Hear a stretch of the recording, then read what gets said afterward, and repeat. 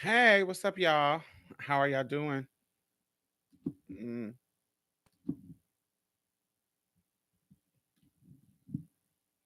My name is Diamond Styles. I'm the executive director of Black Trans Women's Inc.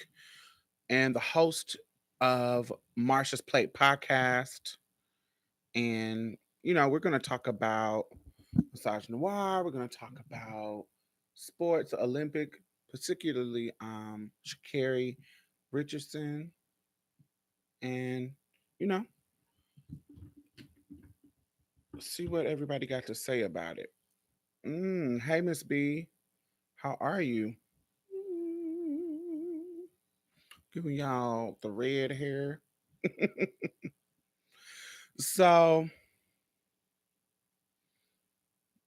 Sha'Carri Richardson got disqualified from her Olympic dream for smoking weed.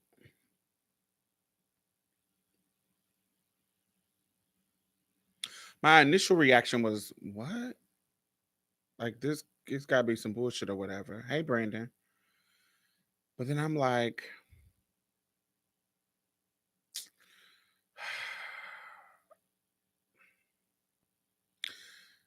the consequences of doing something idiotic is the consequences. The consequences is like your dream is deferred. I don't need to drag you. Was it idiotic and stupid? Like I understand it? No. I can't understand smoking weed. I'm not a weed smoker, but I just feel like the stakes were too high for this type of mistake. Um, if you're trying to be an Olympian and you know they're going to test, regardless if we know in the past 20 years, we've learned so much about weed. We've learned that the history of weed and the racist history of weed and how really it's just bullshit. All the fake ass research that was put out to criminalize weed in order to feed the prison industrial system. We know so much about weed and how bullshit is so much bullshit it is, and so much so that states and certain countries, weed is legal, right? But the rules haven't changed for the Olympics. You feel what I'm saying? The rules haven't changed for them. And so for me, when I'm thinking about that situation, I'm like, yeah, we know that the weed thing is bullshit, but it's like the regulations and rules hadn't changed. So if I knew I wanted to be an Olympian, there's no way I would have been smoking weed.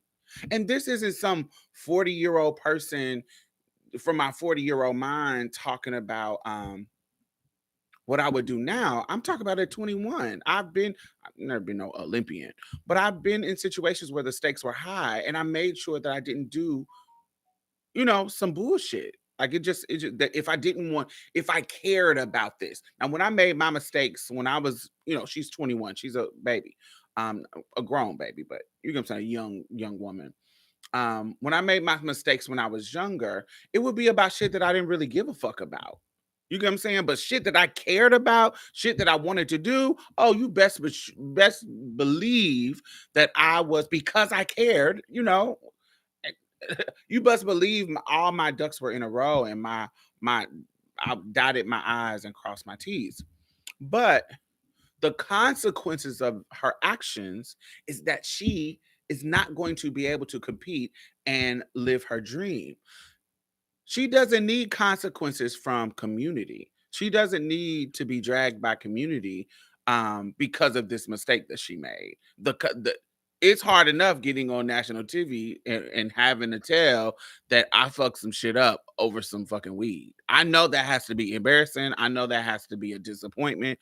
I know that has to be uh, consequence enough. Like, I don't need to be like, oh, you stupid and what the fuck and da da da. I don't really feel like we need to be like that. Now, do I understand? No, I don't. I just, people have tried to explain and I I'm sorry. This is a different level of mistake. You can't, oh y'all be smoking weed and going to your jobs there's a difference between going to this raggedy ass motherfucking regular ass job and going to the Olympics. This is a once in a lifetime opportunity. Or, I have to compete to get here. You have to be on such a high level to get even this opportunity to compete on this level. This isn't some run of the mill job or some run of the mill situation. The stakes are too high for this to be the kind of mistake that you make. And so I can't, I can't fathom, I can't wrap my head around that. Um, but I also don't feel that she needs to be dragged. I don't feel like she needs to be dragged by community. I think this is a time that we gotta love on her and be like, yo, like, we, we're gonna do better. You can be held accountable and still give love. Um, yeah, was it a fuck up? Sure. Yes, this definitely was a fuck up. Um, did she say she knew what it would cost, but she smoked after she heard the news about her mama passing? Yeah, I don't know. I just feel like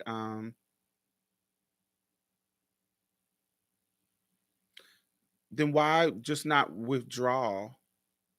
If your mother is the thing, withdraw. If you know they're gonna touch you, withdraw.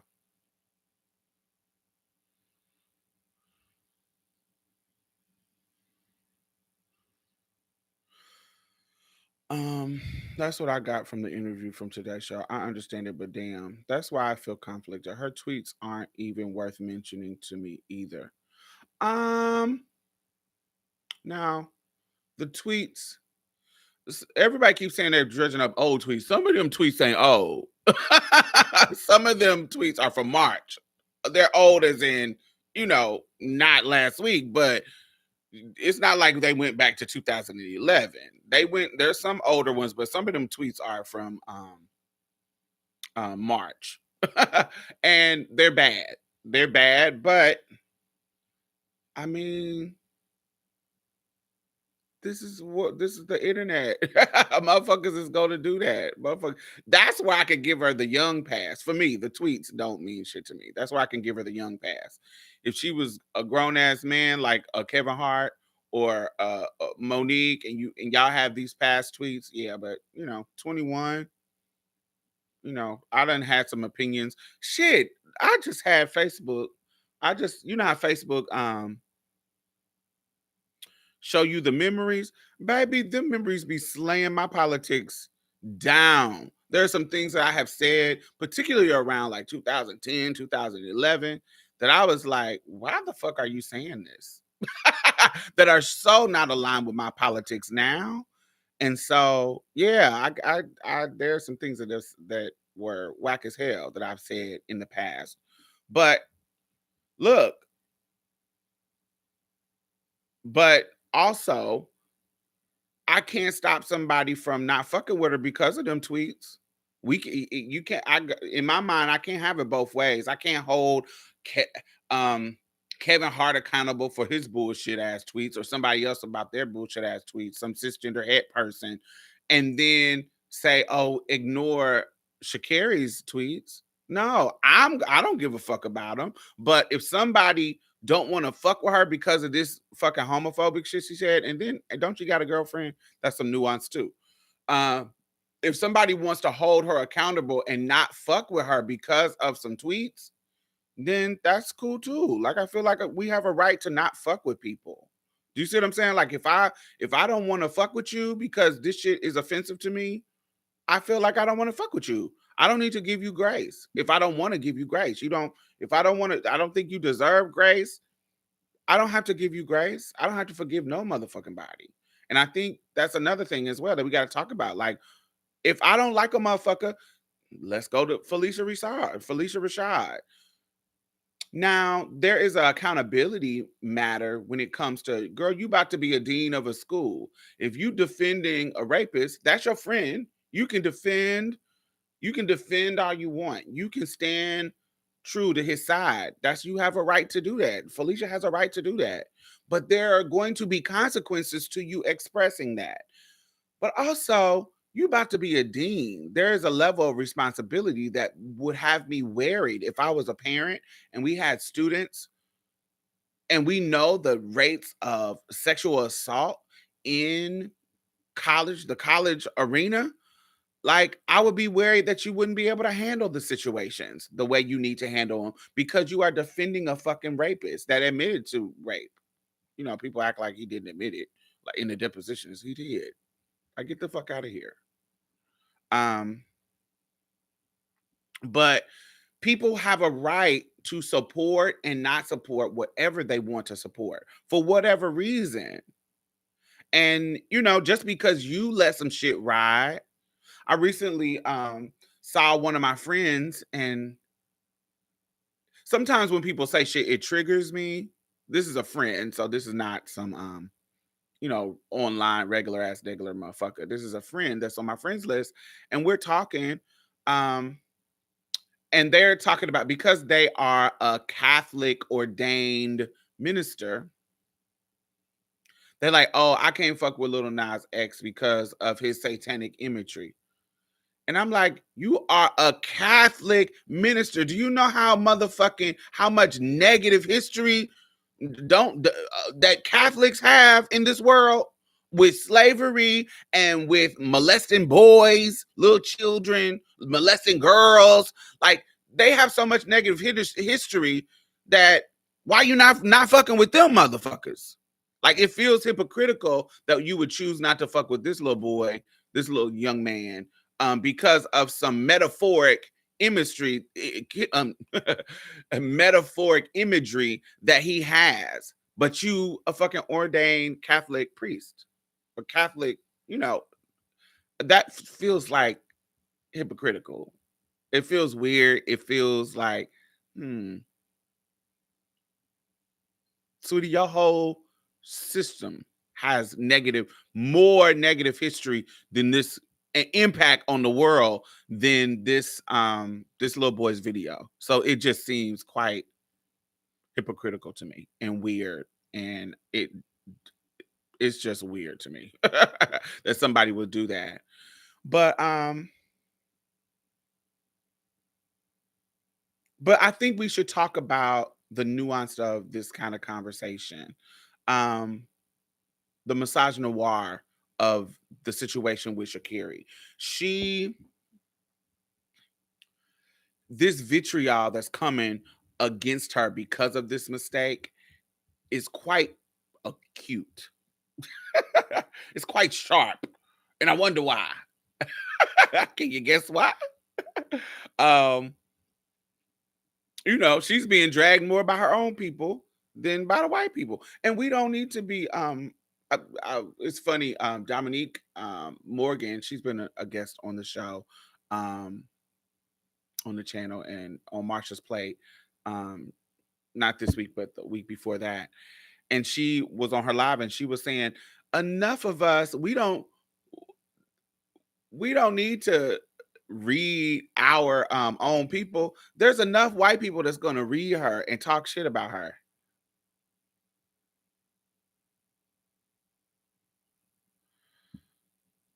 We don't need to add to the flame. Just because she's a black woman, they're gonna try to drag her more than usual. And they're not gonna give her grace. Why not let us give her grace? It just feels weird.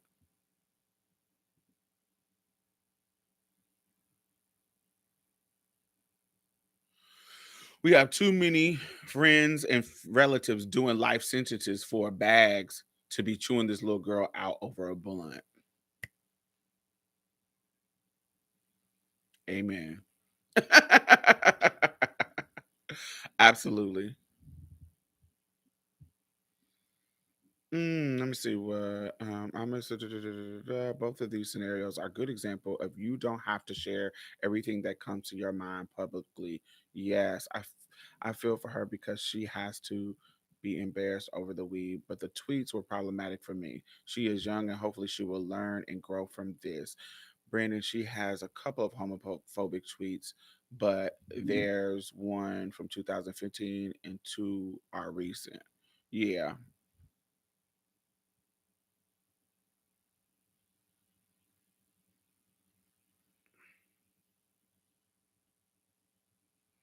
I can read them.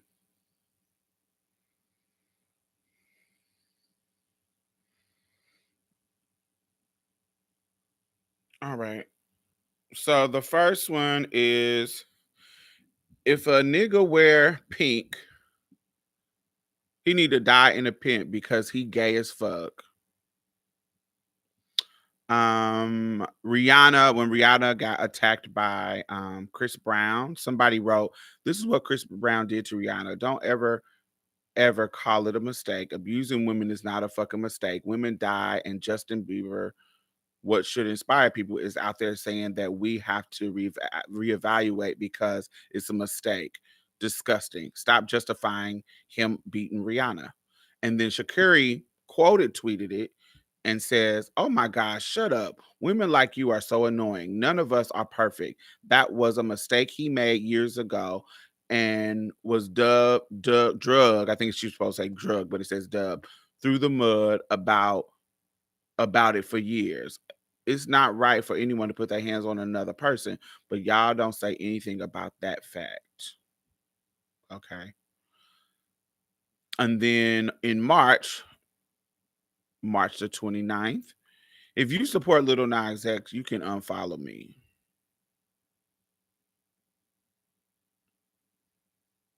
So that's the three that I read. So they don't.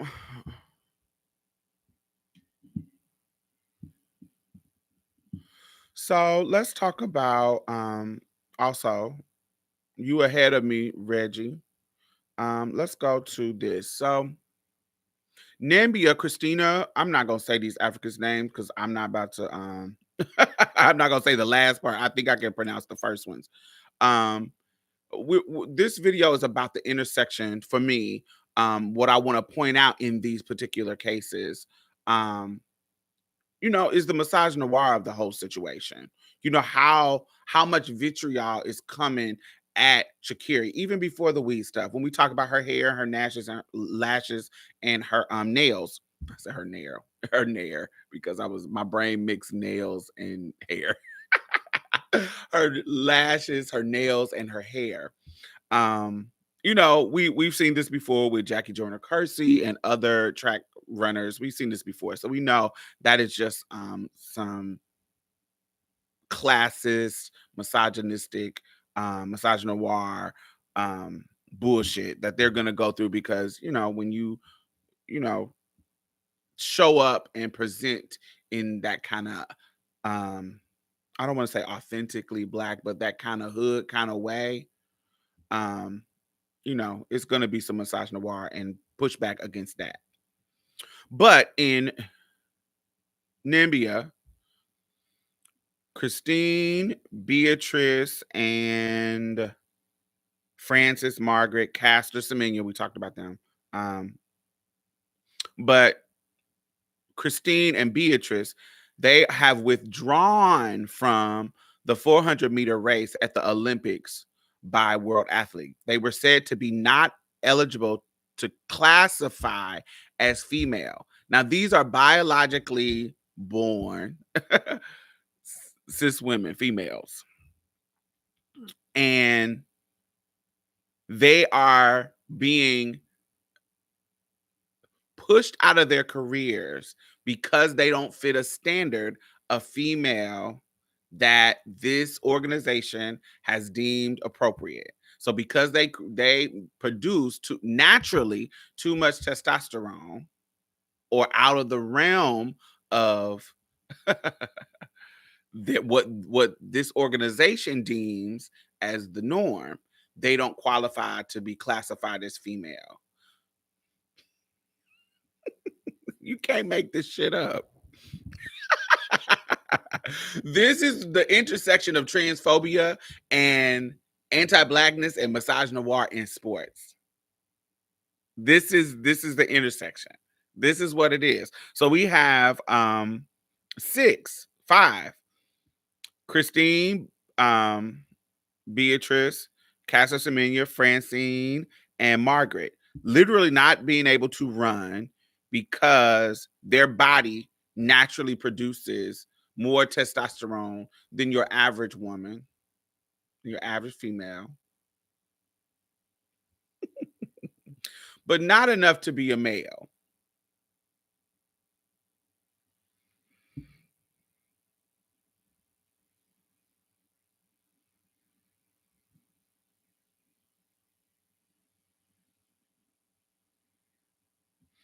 What y'all think about that?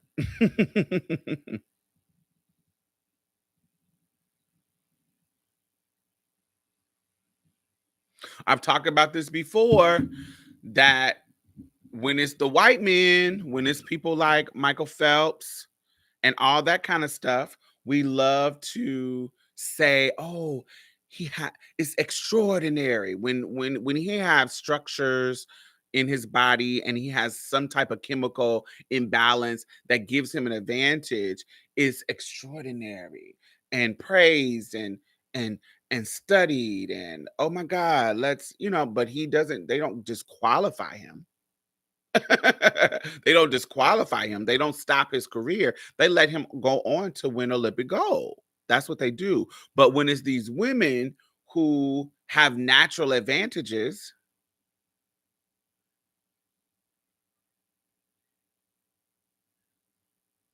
these black women, look at Romanian female athletes. Even them, they were able to continue to play. Some of them.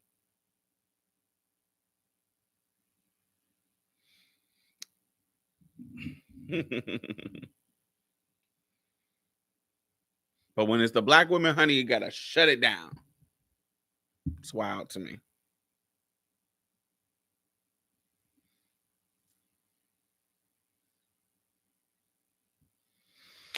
I don't know. I'm tired of I'm tired of us not making the connection. How all these systems are at play. It is no coincidence that we are seeing this uptick in this disenfranchisement of black women based on their testosterone and this uptick in anti-trans legislation in politics and in anti-trans rhetoric in sports. It is no coincidence. These because oppression is connected, all these systems of oppression is connected. We're gonna see this stuff happening. It's just that we are finally being able to I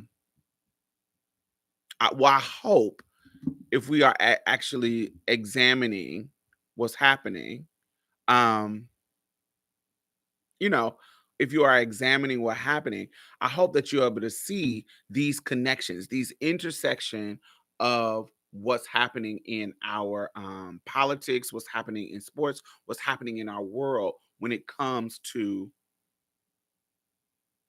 you know, how we are misjudging the body based on antiquated, beliefs. Like we're actually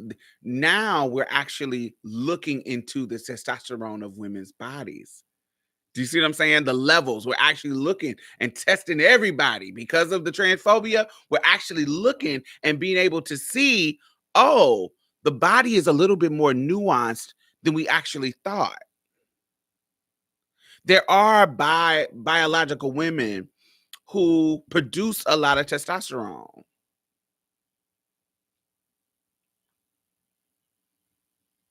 There are there are these nuances that we gotta accept, and trans people have been kind of pointing out that you need to accept this, like you need to understand that this is what we know because this is what's affecting our lives. And it's just and and intersexed, this is maybe controversial, but an intersex does not just stop. To me, I'm going to say it's my opinion based on what I've experienced and the research that I've done. Intersex does not just stop at your physical genitalia. Being intersex to me does not just stop at whether or not you have ambiguity in the genitalia. Because a lot of times when we think about intersex people, we think about, their genitalia being, obscure and uh, the nuance in that part. But there's other ways that you can be gendered outside of your genitalia. Your chemical can be a certain way. Yes, you are definitely a person with a penis, but what if your body chemically is producing more estrogen? Yes, you are born with a vagina like these women, but what if your body is producing more testosterone naturally? You're not taking any medication. It's your body is saying, "Oh, this is what goes on." And so there's an intersection there. There is your genitalia going one way and your chemical balance in your body is going another.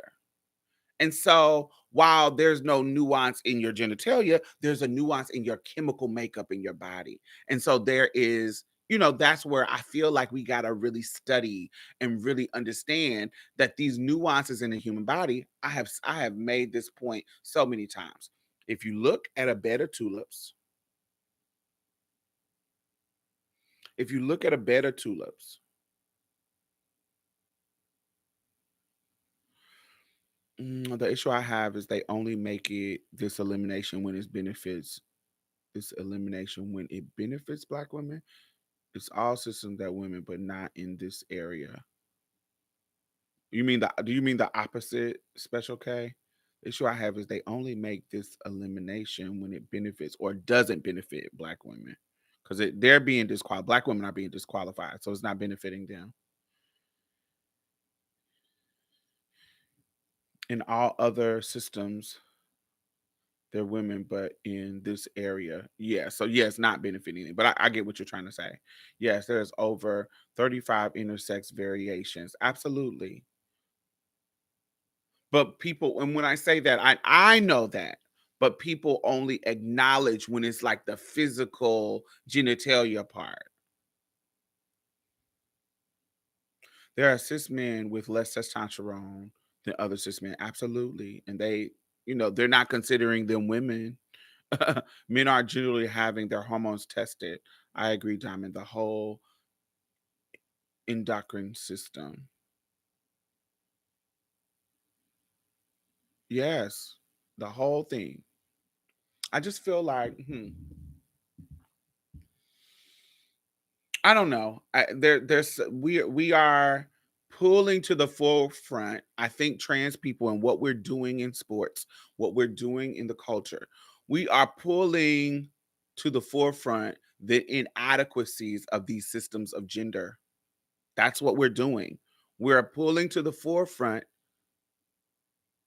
how these systems of what a man is, what a woman is, doesn't work. It doesn't work because um, even on a biological level, it's not black and white.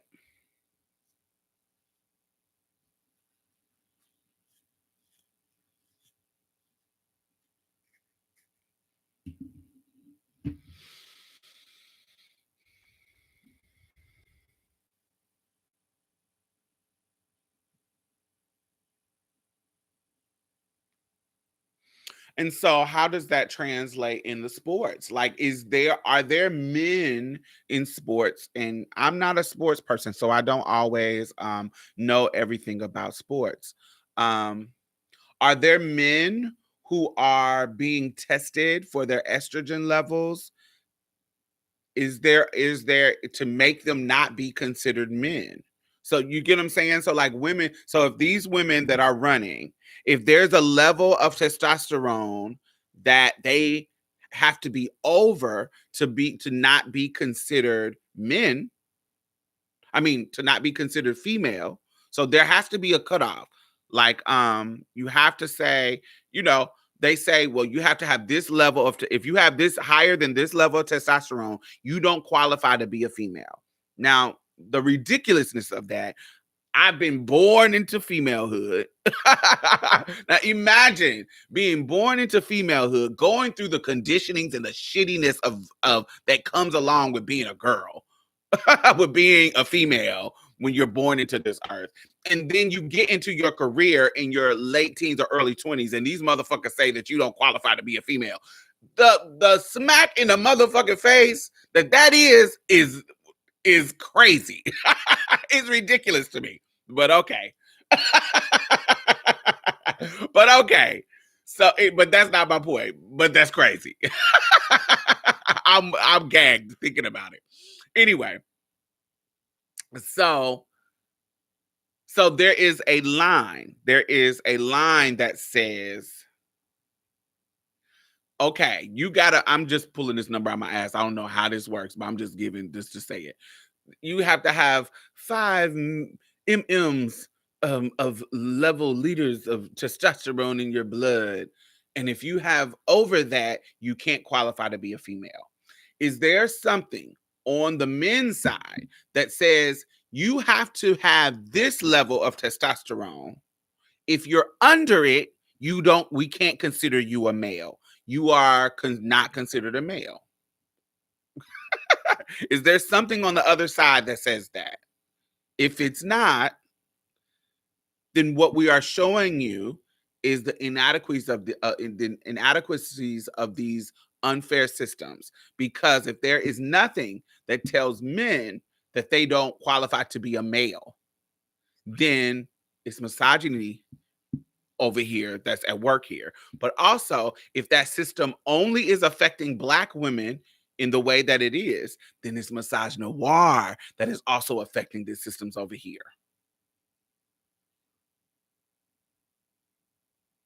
They're going to start giving T blockers, yes.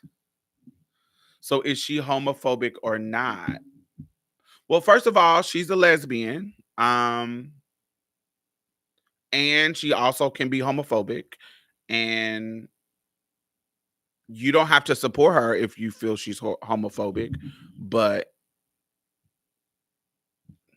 you know, we already talked about the tweets. And as I said, if you have a problem with her tweets, then you don't have to support her.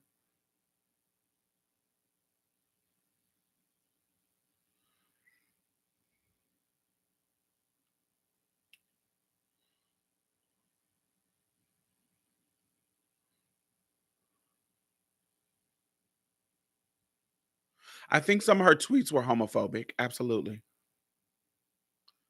I don't think her tweets represents her whole self as a person.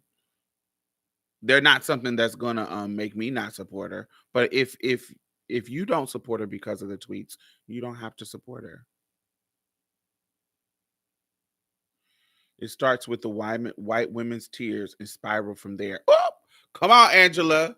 That is a good point, because Caster Semenya in 2009, because this has bubbled up into what we're seeing now. This has bubbled up. It was the tears. The girls losing to Caster that led. Now, I must say, now Caster, I can't really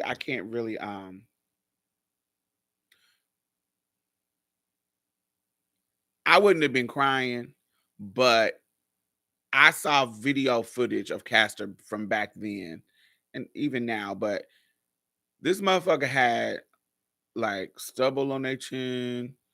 Their chest was like kind of manly. I was like, if I was one of the girls, the other cisgender girls, I would have had questions too. I don't want. We got to understand that there's going to be some type of questions. Like if you presenting in a way that where you kind of look like you could be a dude, bro. And I'm racing against you. I might be like, yo, y'all need to see what's going on with this situation, because that motherfucker used to have like chin hairs and shit coming down like a whole little beard. I was like,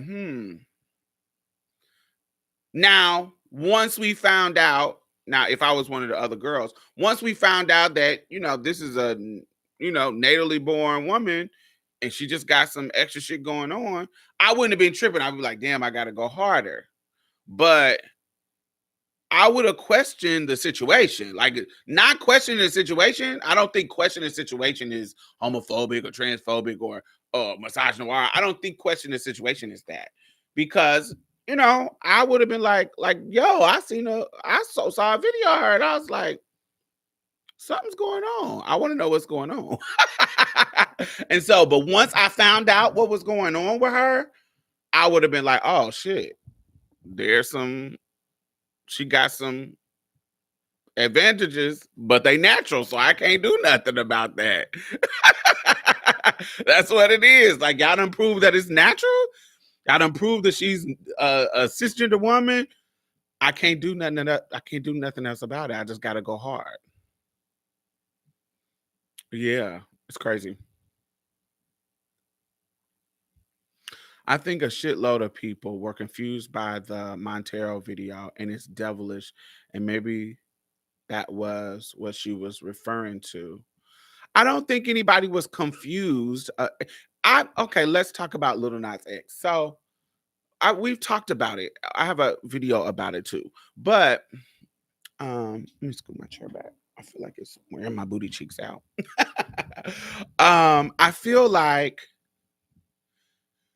if you are confused by the Montero video, I think you're slow. And you shouldn't be critiquing pop culture anyway. I think you're slow.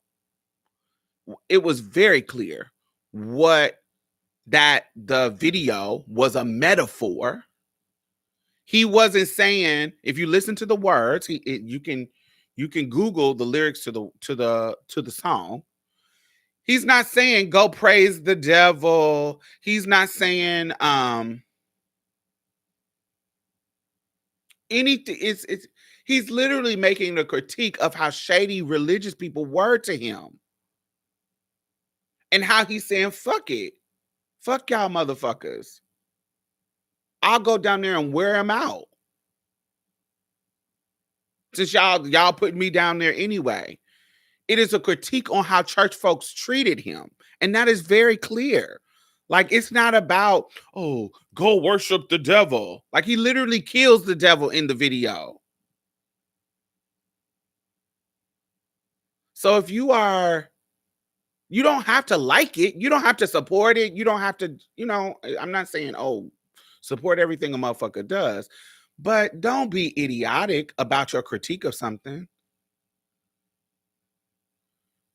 Like, it's come on. Like, there's tons of poetry. There's tons of movies. There's tons of things that give metaphoric imagery. The first time I seen a picture of the devil was in a fucking Bible.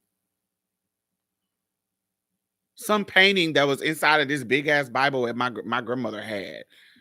Like, I done seen the imagery. That don't mean that I'm.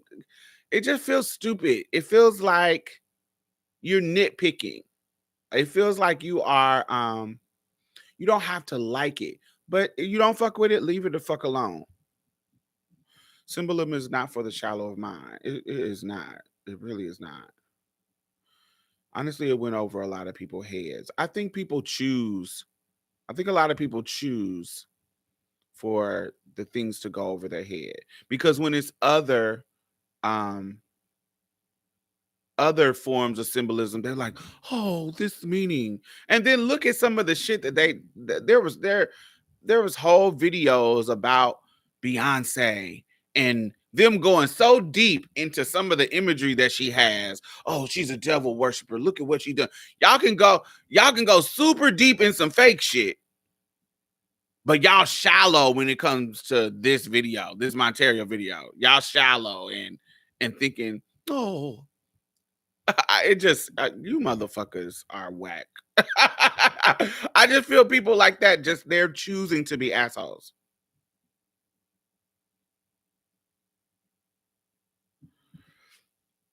The gag is Satan says they like the Ontario video. Devil murder it all. Weirdos.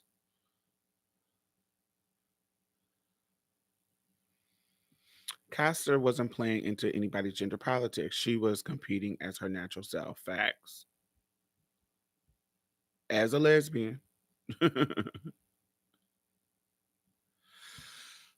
Oh man, I love that it's happening because it's opening up deeper conversations, but it's also opening up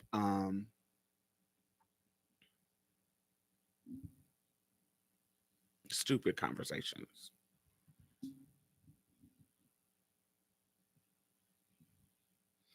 Thank you, April.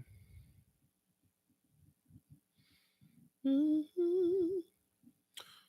For the longest time. Mhm. Mhm. That hasn't happened for the longest time. I don't know why that Billy Joel song is stuck in my head. It's forcing more people to address their transphobia because of how it negatively impacts cis women. Yes, Reggie. Yes, yes, yes, yes, yes, yes, yes, absolutely. And also, like, I got into it with Benzino, the ugly, light skinned albino turtle looking motherfucker from I think is Atlanta Love and Hip Hop, Benzino. I get into it with him because they when Little Nas X kissed the dude on the BET Awards. So I was more disappointed by the stiff ass dancing. How you gonna do a Michael Jackson breakdown and you doing a stiff ass dancing? I was more disappointed about that than the fucking kiss. The kiss wasn't shit. But he gets on Mark Lamont Hill and he's talking about um how the BET is a family show and my kids is watching. First of all, motherfuckers, if you got kids, it's your job to raise your kids. That's why they have PG-13 so parents can know that there might be some things in this show that you have to explain to your kids. You parental, it's your job to explain things to your children that they might see.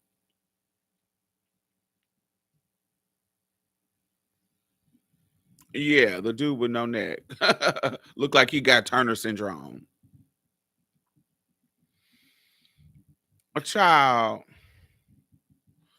So I get in. So he's on Mark Lamont Hill, and I'm on the Instagram, and I'm telling him like he's talking about. I'm from. He says something about he's from where he from. Ain't he just he's new. So 1 minute, okay. I'm going all over the place. So one because he was all over the place. That's why. So when he started off the conversation with Mark Lamont Hill, let me just find it and play it. That's not music. It's not gonna get demonetized.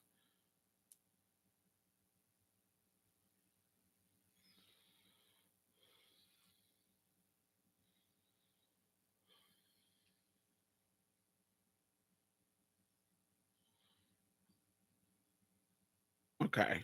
So let's listen. Welcome back to Black News Tonight. It seems like everybody and their mama chimed in on Lil Nas X's controversial BET Awards performance.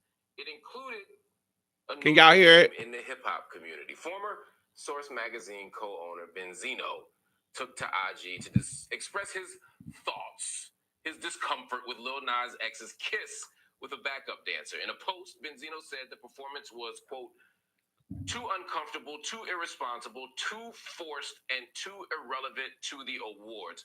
Benzino also said if he had financial backing, he would, quote, bring the Source Awards back. Didn't somebody get stabbed at the Source Awards? Shut the fuck up. The rap mogul himself, Benzino, welcome to Black News Tonight.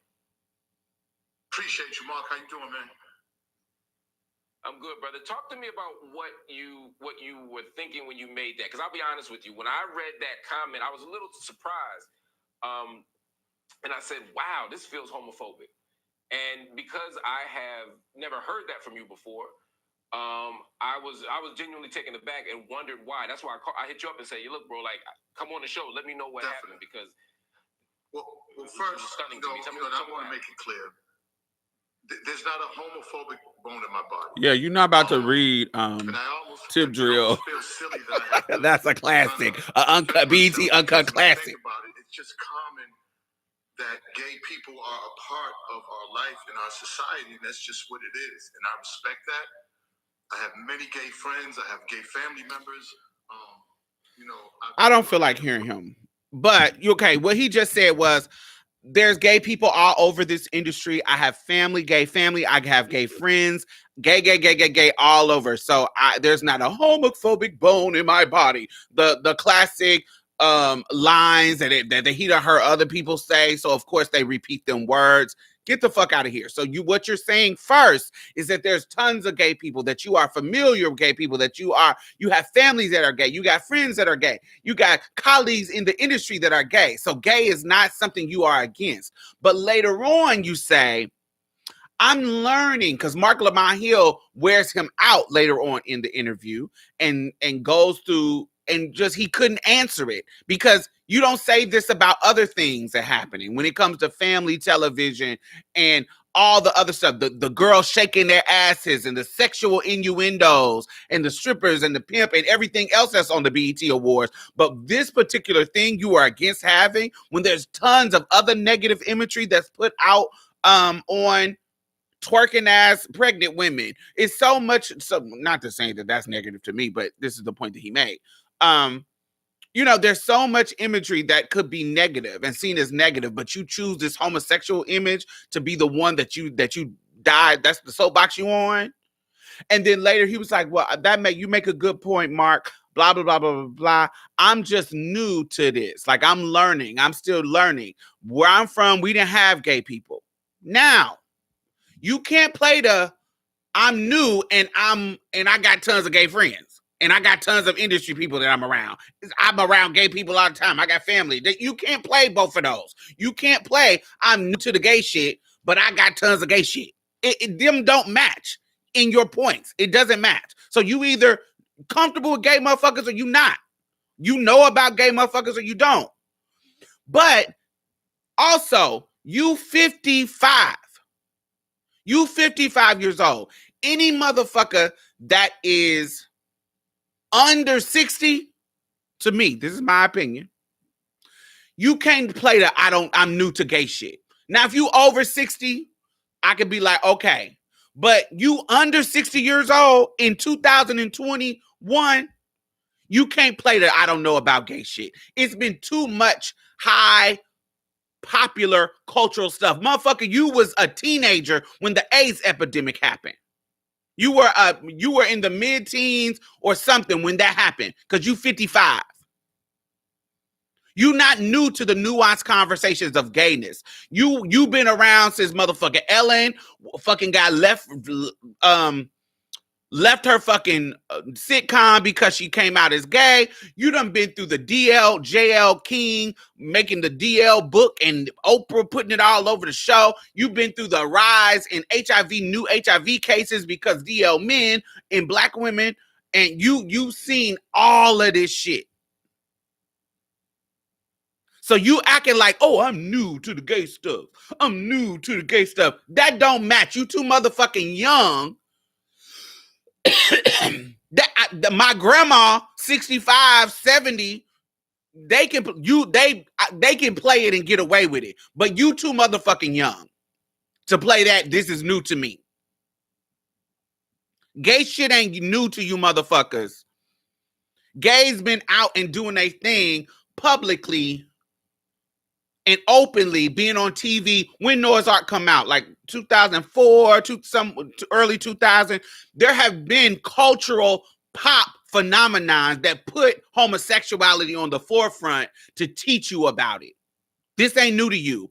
And you in an industry that there's tons of gay people that work in the industry, which you admit. So you can't tell me that you can't play the I'm new to gay shit card. I'm sorry. You can't play it. And so I get on there, and Then you say you grew up in Boston. Guess who grew up in Boston too? This bitch. When you was in Boston, I was in Boston too. I moved to Boston in the 90s, early 90s. And guess what happened in Boston? And you older than me. You 55. So I'm 40. So you 15 years older than me. So when I was 11, let's go to 10 so I can make it easier. You was 25, right? Right. So Benzino was 25 when I was 11 in Boston. 10 in Boston. You know what happened in 92?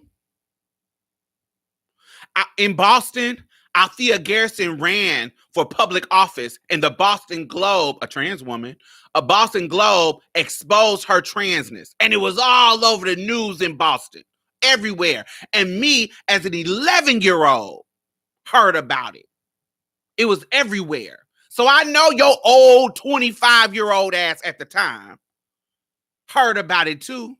So if you sitting here acting like gay people didn't exist in Boston in 92, 93, 94, in the 90s, you a damn motherfucking lie.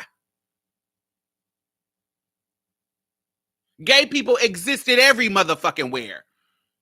Especially in the 90s where, you know, now if you get into like the 70s and the 60s and the 40s, you know, that's why I said older than 60s, you know, gay people were still doing that closet shit. But by late 80s and 90s, there was tons of gay people out talking about being gay and being openly gay.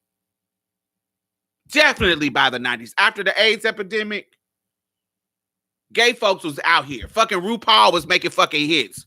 You better work, cover girl. Literally, there was an audience for queer musicians.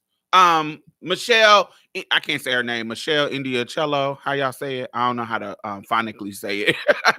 but you know, y'all know who I'm talking about. The black lesbian, bald.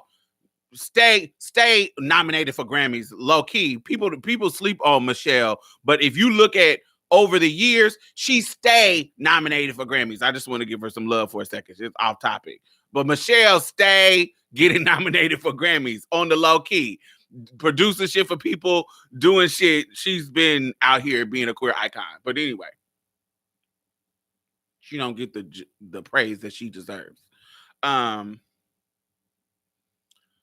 But you can't play the game like you don't know gay people, like you don't know gay exists.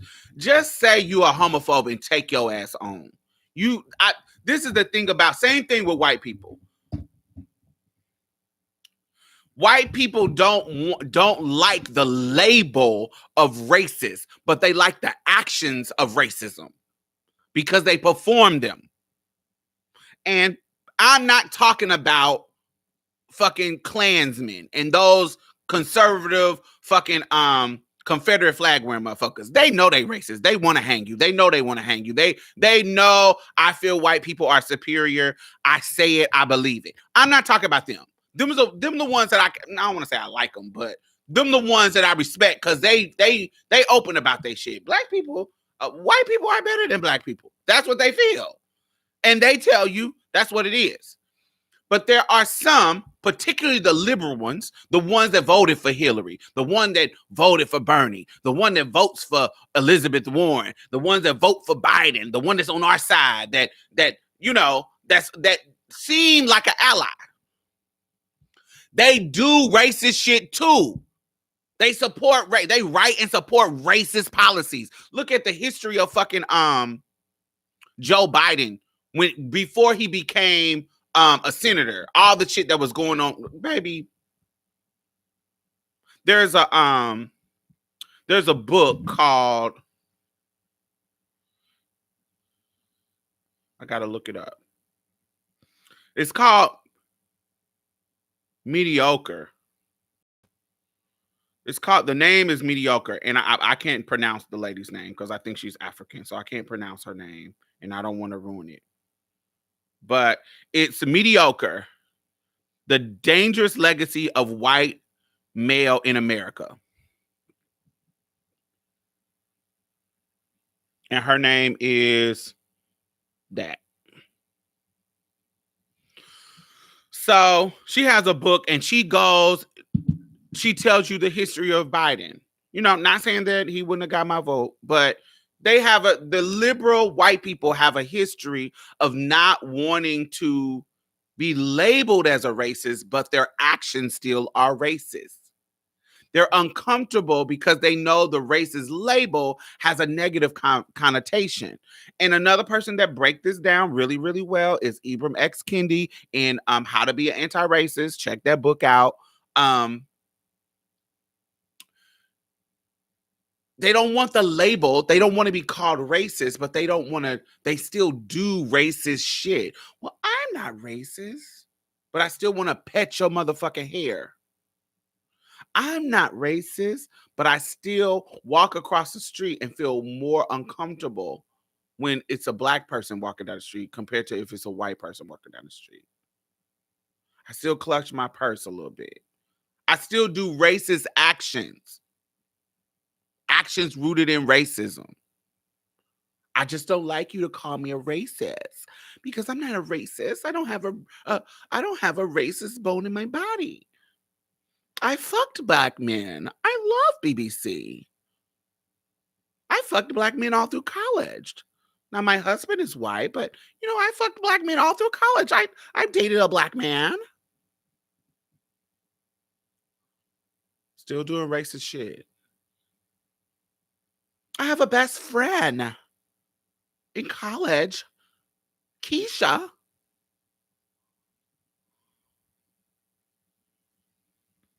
They're doing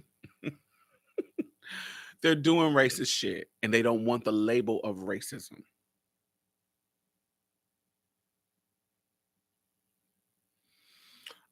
Shame on the black men who mess with those types. Me and I don't want to say shame on them because sometimes you don't know that it's happening. That you're being fetishized. Me as a black trans woman who is objectified a lot, sometimes I just want to get my rocks off. So I don't care about why you like my rocks. I'm more often than not, niggas who's trying to fuck with me is trying to objectify me. And sometimes I'm like, ugh.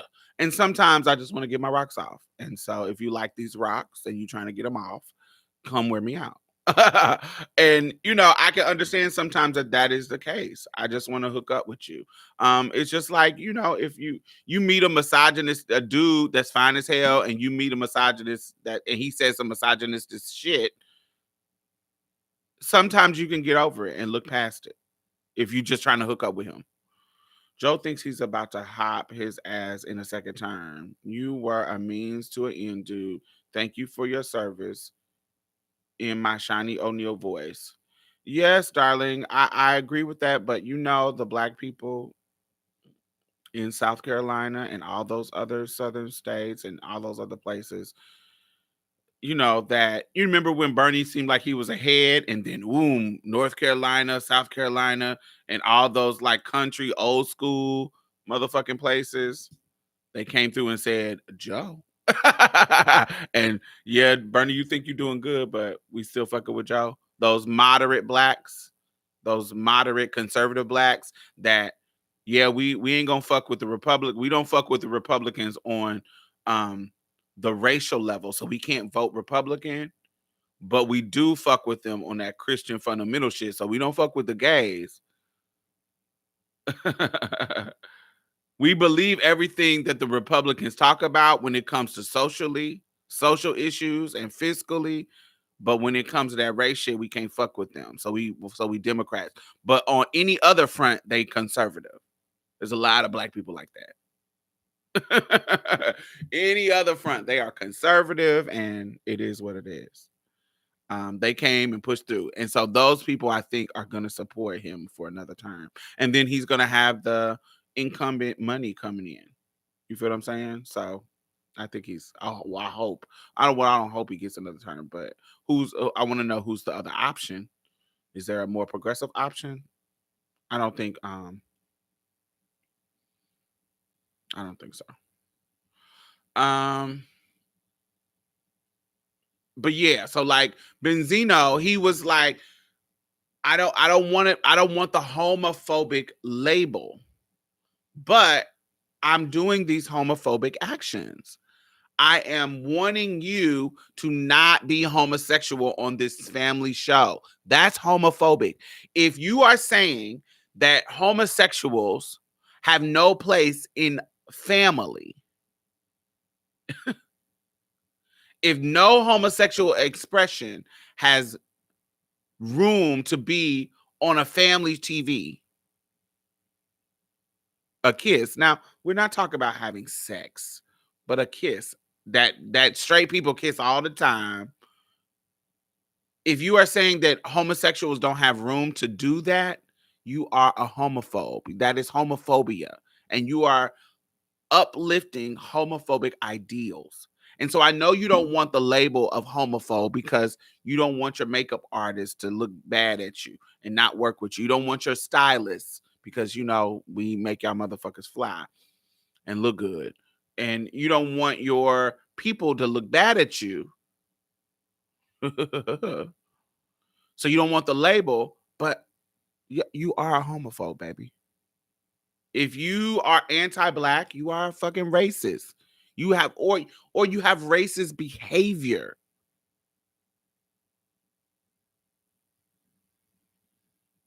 And there can be some nuance. You get what I'm saying? Like there's tons of black people that do anti-black shit.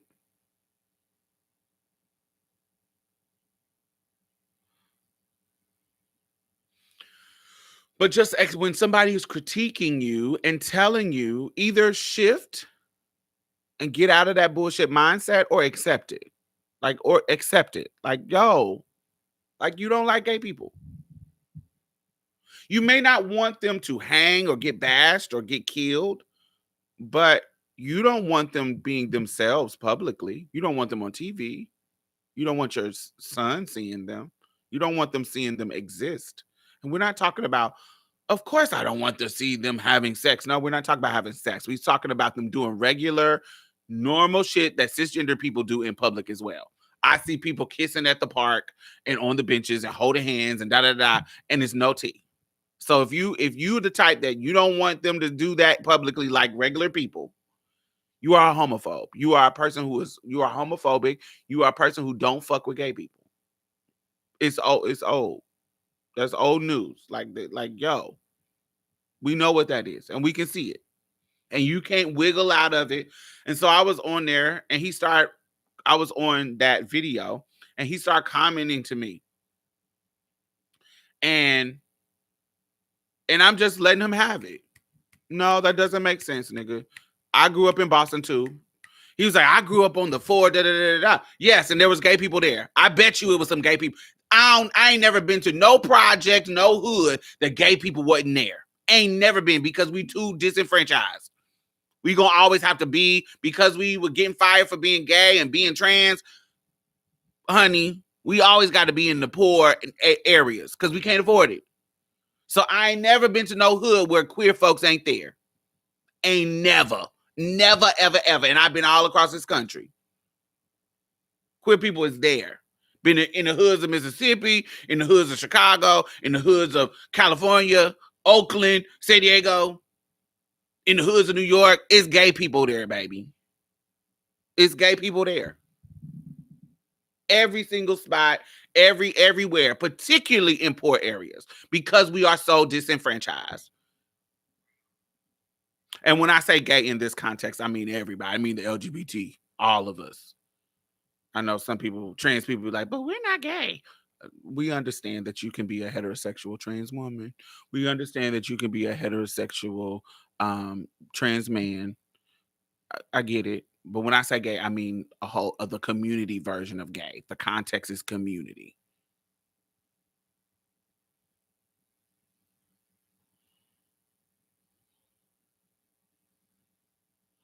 Them not being able to grapple with that reality is messing me up. We everywhere. Absolutely. Hey, Nunu. Absolutely. Like you acting like we don't exist in the world that you live in. And particularly you was 25 in 90. When you was 25, you get the fuck out of here. I don't care what you talking about. Gay folks was around.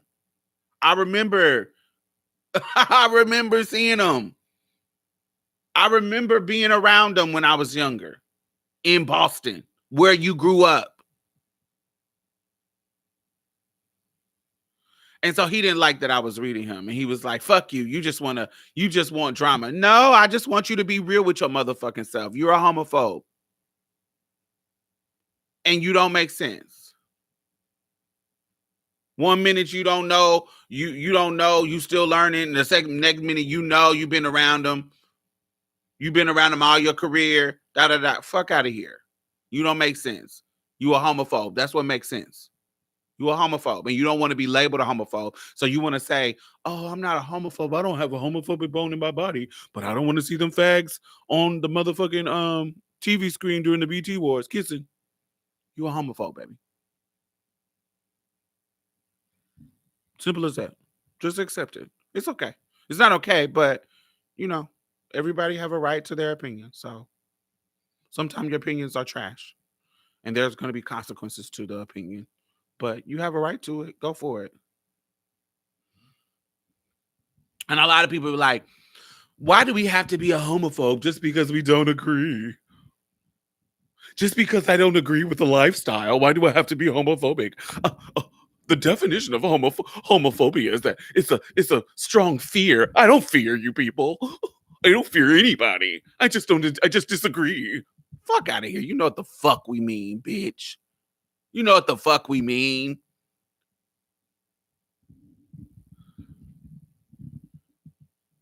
You're a fucking homophobe. You don't like gay motherfuckers. You don't like gay people.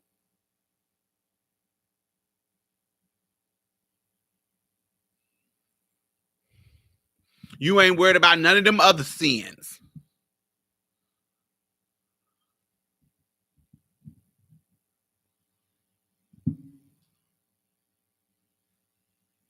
I just disagree with the lifestyle. I just disagree. Yes, darling, you can disagree. But you're still a homophobe.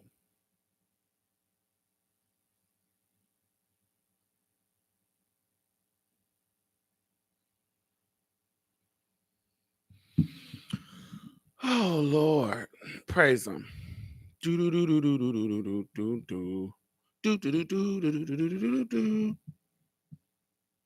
That's why I just call them all biggest. Yes, absolutely. And I don't fuck with them. And then there are, we can't talk. That's the cishet homophobes. We got to talk about the internalized homophobes too in our own community. We got to talk about them too. It is not. I saw the gays and how they responded to Lil Nas X and Sha'Carri. Khadijah Parker. It is on Mark Lamont Hill's Instagram. You can listen to it.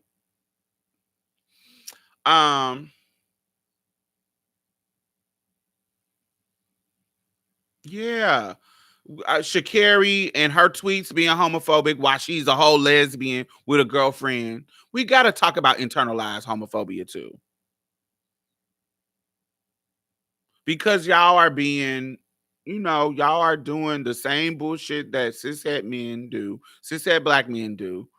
They don't understand what, and cishet black women, y'all don't understand what anti-blackness looks like, or you do and you don't give a fuck. You don't understand respectability politics. You don't understand these things, how it plays out. And the same thing with homosexuals.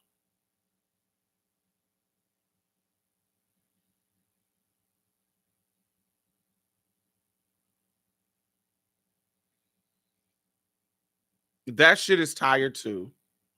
If you finding yourself being contrary just for contrary's sakes, and this is, I want to everybody say, you don't have to like everything.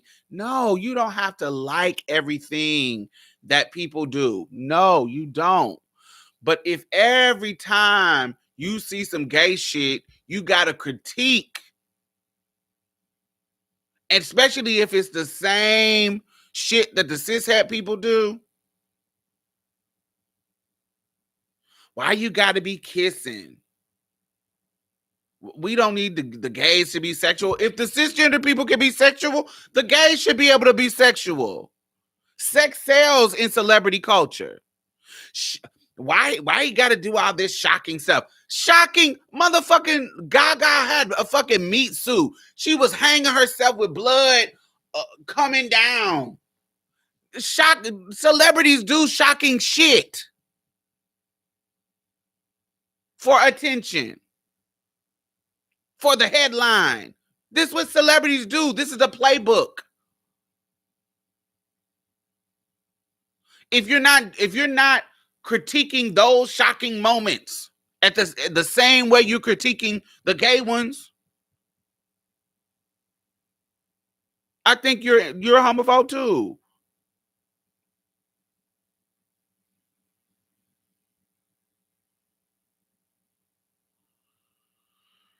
I don't care what you're talking about.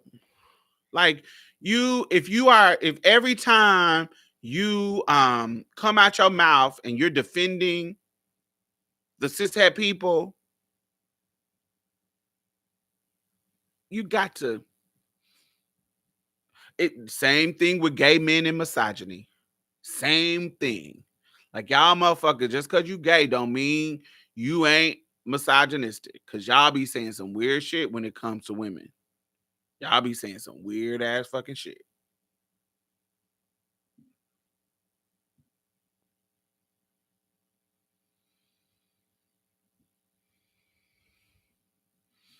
No, Mark Lamont wasn't saying anything homophobic. Mark Lamont was having an interview with Benzino. Benzino was the one who was saying homophobic shit, not Mark Lamont. Mark Lamont was on his ass. Like, nigga, that's homophobia. Like, he wasn't letting him ride at all. He was on his ass.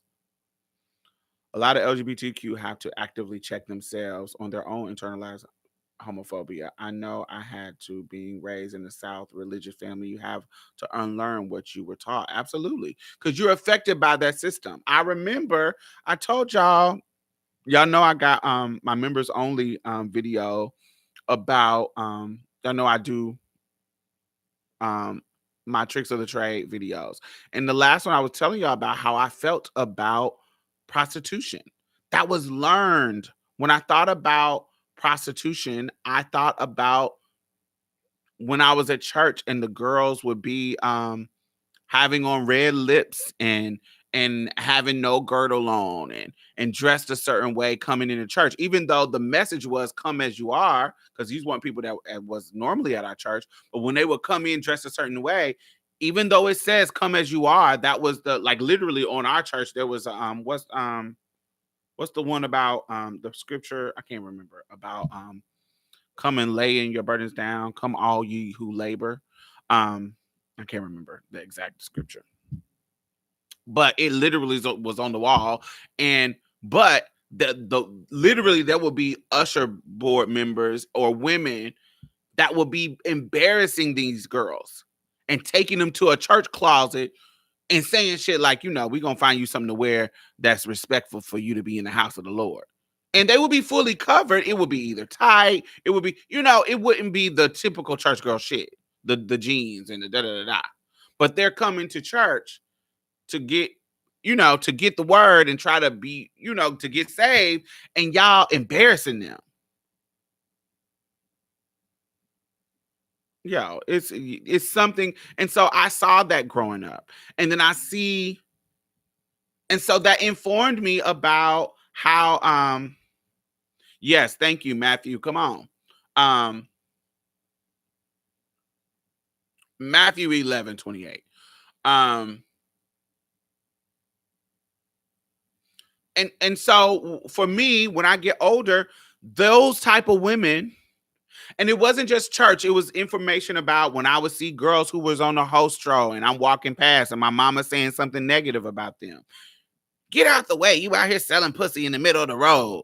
Like when we would drive past the prostitutes and they're getting in and out of cars. And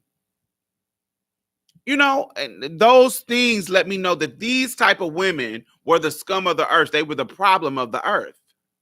So when I got older and my life forced me to be those type of women, or forced me in a situation where people were offering me money and trying to exploit me in that way, I felt it to be disrespectful. I felt it to be uh, there was a resistance to it because I hadn't lived life long enough to understand how they could be in that situation, whether by choice or by force.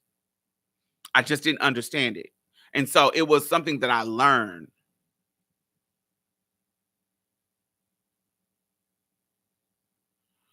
Even when people give their testimony of how they came to Jesus, and if the story is too raunchy, folks don't want to hear it. Come on now. Like, you can't be real with these motherfuckers. And so it teaches you to sugarcoat shit, to sugarcoat it and make it and sanitize it. When motherfuckers don't relate to that, if you really trying to save lives and you really trying to bring people into your organization, you got to be real. Because what it does is make people assume that you didn't have a struggle, that you're just sitting over there pretty in your pristine white and your church hat and your pretty clothes and praising the Lord and strong in your belief, as if you didn't have nothing that tested you. And so for me, I had to learn these things. I learned these things, and I had to like Brandon said, I had to unlearn some of these systems on how fake people can be, how the image that motherfuckers give off may not necessarily be what they have been through. They may not be going through it, but what they've been through, all that kind of stuff. When women try to dictate what makes a woman promiscuous, or say that's not those girls. I'm not one of those girls though. Like those girls though. With religious folks, you have to fit into their heaven, or you will definitely be condemned to their hell. Facts. Yeah, it's just, and the same thing with because we went back to the cisgender shit.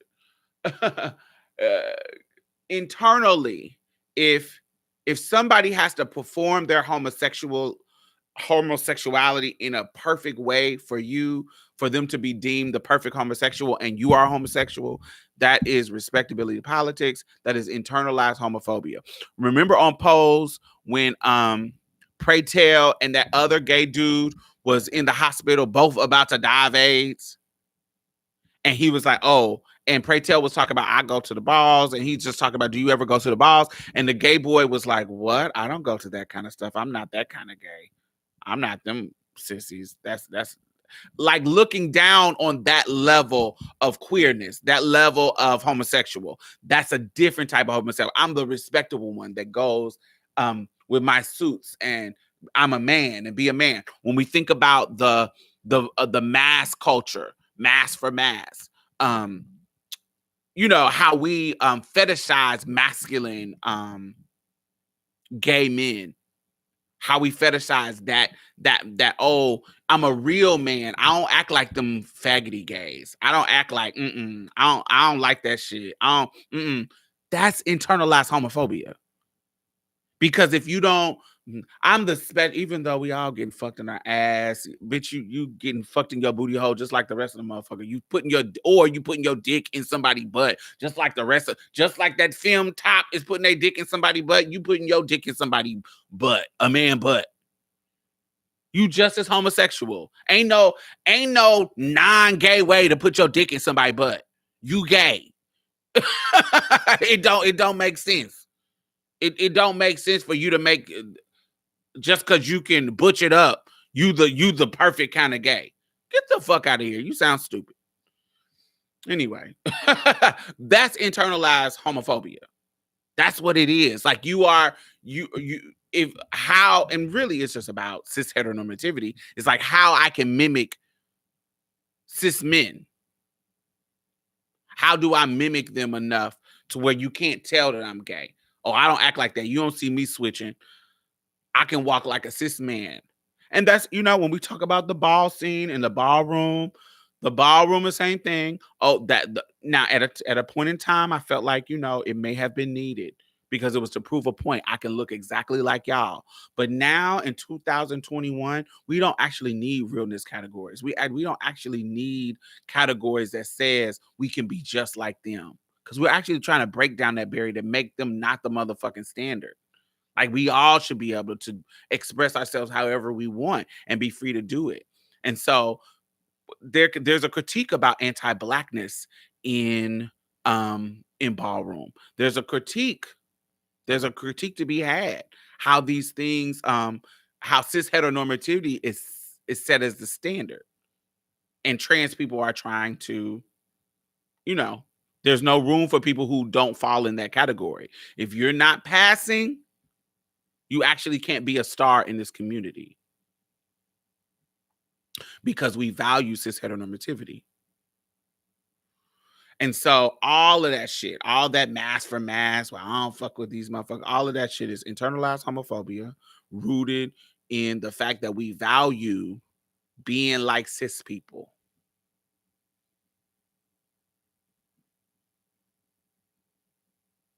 You actually, and then quiet as it's kept, people don't like to talk about it. And if that's naturally yourself, cool, go for it, whatever. But people don't like to talk about it. But you motherfuckers that blend, when we talk about cisgender gay people and trans people, you motherfuckers that blend don't really push the culture forward. If you honestly want, if we want to keep it real, you motherfuckers that pass, when you go out in the world and they can't tell you gay, you ain't a beacon of light to some gay young person that may see you on the street. You ain't pushing your job to be accepting to gay folks in whatever expression that they are, because they assume that you're cisgender. If you're not open and people don't know what you are, you're not pushing the envelope. I'm just keeping it real. You're not pushing the envelope because you're blending. This trans people and gay people. If you're just pushed to the point, if you're blending to the point where motherfuckers don't even know you queer, don't even know you gay, you just going along with the get along, you ain't pushing the envelope. The people who gave you the rights that you got, the protections that you got, is motherfuckers who were pushing the envelope, who couldn't blend, who had to be openly gay because the motherfuckers knew what was up. It's those people who push the envelope to get you the protections so you can be free, mass for mass, and if something happens, you can sue. If you get clocked, your teeth come out. It's those people who didn't blend, who pushed the envelope for you.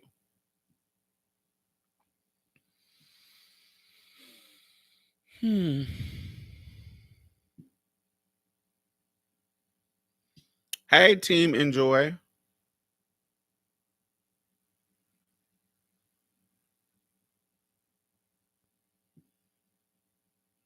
Hey, Stoner. I feel like the best place to start relearning how to not express that violence against others is addressing internalized misogyny. Yes.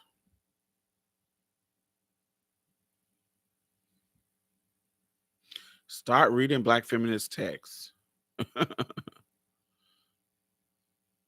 It can be on Audible. It is no particular. You just start exploring at your own time and pace. There was somebody I got in back and forth with about how that, as an activist or as a person who has a platform, it's actually not my job to educate you. I share my own knowledge to a comfortable level, because I'm on here every week at 7 between 7 to 8 Central Time. But it actually is not my job. What I feel my job is, what my responsibility is to share with you what I know, in the hopes that it will pique your interest to go explore these thoughts, to explore these ideas, to go look up some of the authors that I might mention, to concepts that I'm talking about. Go look into it. Go look into why cisgender men saying calling women females has a misogynistic undertone. Why? Don't try to, but you were born females. Why can't I say females? It like you, because you are in a position of power and privilege, you don't understand the plight of women. So therefore you need a little bit more enrichment. So go look and see why saying females is misogynistic. I got an argument with these cisgender dudes on a Facebook group because of that. Like, why are there articles of women telling you that calling women females is disrespectful in a certain context? And usually in a misogynistic context for you when it comes to men. Hey, Stoner. Thank you. So, how are you, when we talk about um why are pronouns important? Why are pronouns important? The paradox of terminology. Why, the paradox between terminology is what you say to people, the language that you use is important as fuck. But also the language that you use don't mean a motherfucking thing. That paradox. How it, do you understand why that is a paradox? Do you understand why using the right pronouns is really, really important, but also using the right pronouns doesn't tell you anything about who the fuck I am on the inside? It's just a respectful title. Using the right words and the right language indicates to me that you are trying to respect my identity with the terms that you are using. But these terms and titles actually doesn't tell you about who I am. If you calling me a she out of respect, that doesn't tell you the full experience of my womanhood. You got to get to know me to know that. So part of that's that paradox. You get what I'm saying? Part of it is really important, and part of it is not important at all because it doesn't tell you about who I am as a person. It doesn't tell you the nuances. That's the paradox of terminology. Do you see what I'm saying? We live in a both and world where these two things that seem like they're contradictory, it doesn't matter. It does matter. Seems like they don't exist, but they actually exist perfectly when you explain them. Understand that. Look into that education. What else? There's so many things. How when we talk about misogynoir, when we talk about that, what does that mean? What does it mean? What's the difference between the racism that men get, black men, and the difference between the sexism that white women get as it relates to black women? How does those things combine? Now we talk about intersectionality and Kimberly Crenshaw and that theory, but how does that translate into the real world?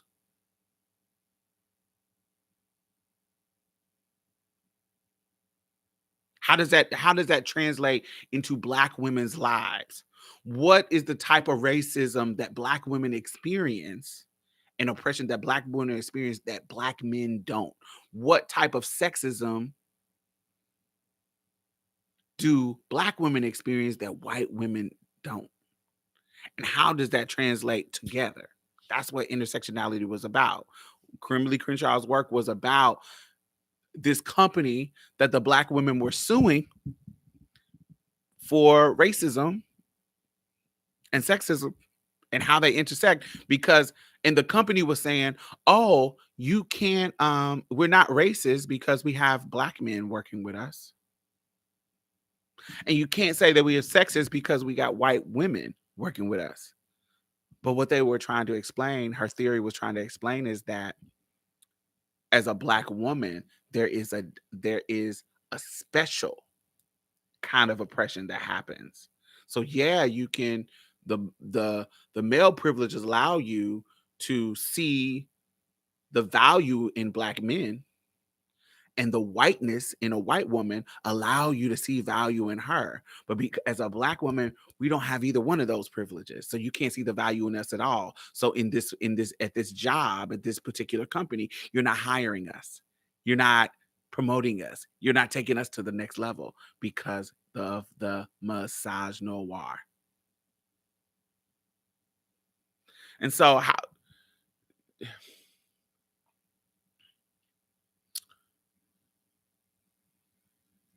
it's not our job to educate you. It's not, it's your own personal journey. You're not gonna know. I don't know everything. I read all the fucking time and I learn something in every book that I read. I learn something new.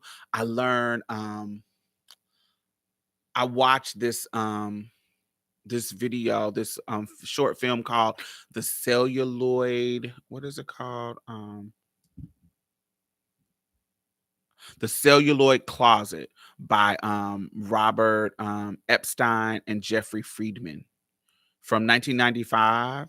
And it just basically sharing, it was about how production codes in film, when it comes to like sexual perversion, which is code word for homosexuality, it was explicitly forbidden. Like you couldn't do things that were homosexual in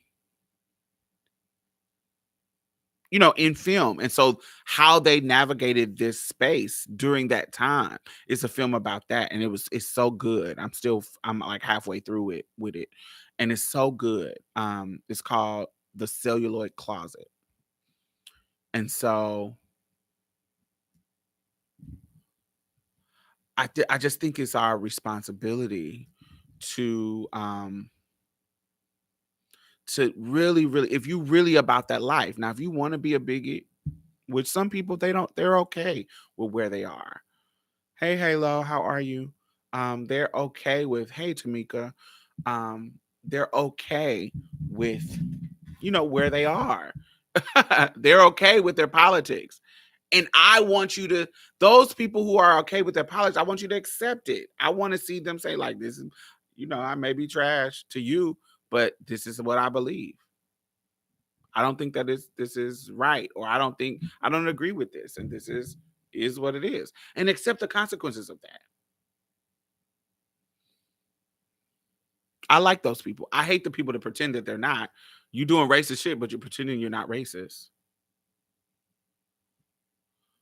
Tell us why. What do you mean by tell us why? What does that mean? I never thought about it like that, but the more I think about it, it does sounds like a nature doc. Hold on. Yeah, it feels like they're narrating a nature documentary, thus feeling like they see women as animals. I hate when dudes do that. You are totally right. Jean Doe. Yes, that is what it is. Female is not specific to humans. So it's dehumanizing when you just say female. It's not that we weren't born, I wasn't born a female at all, but women, cisgender women, that's born female, they, and also I've talked about this before.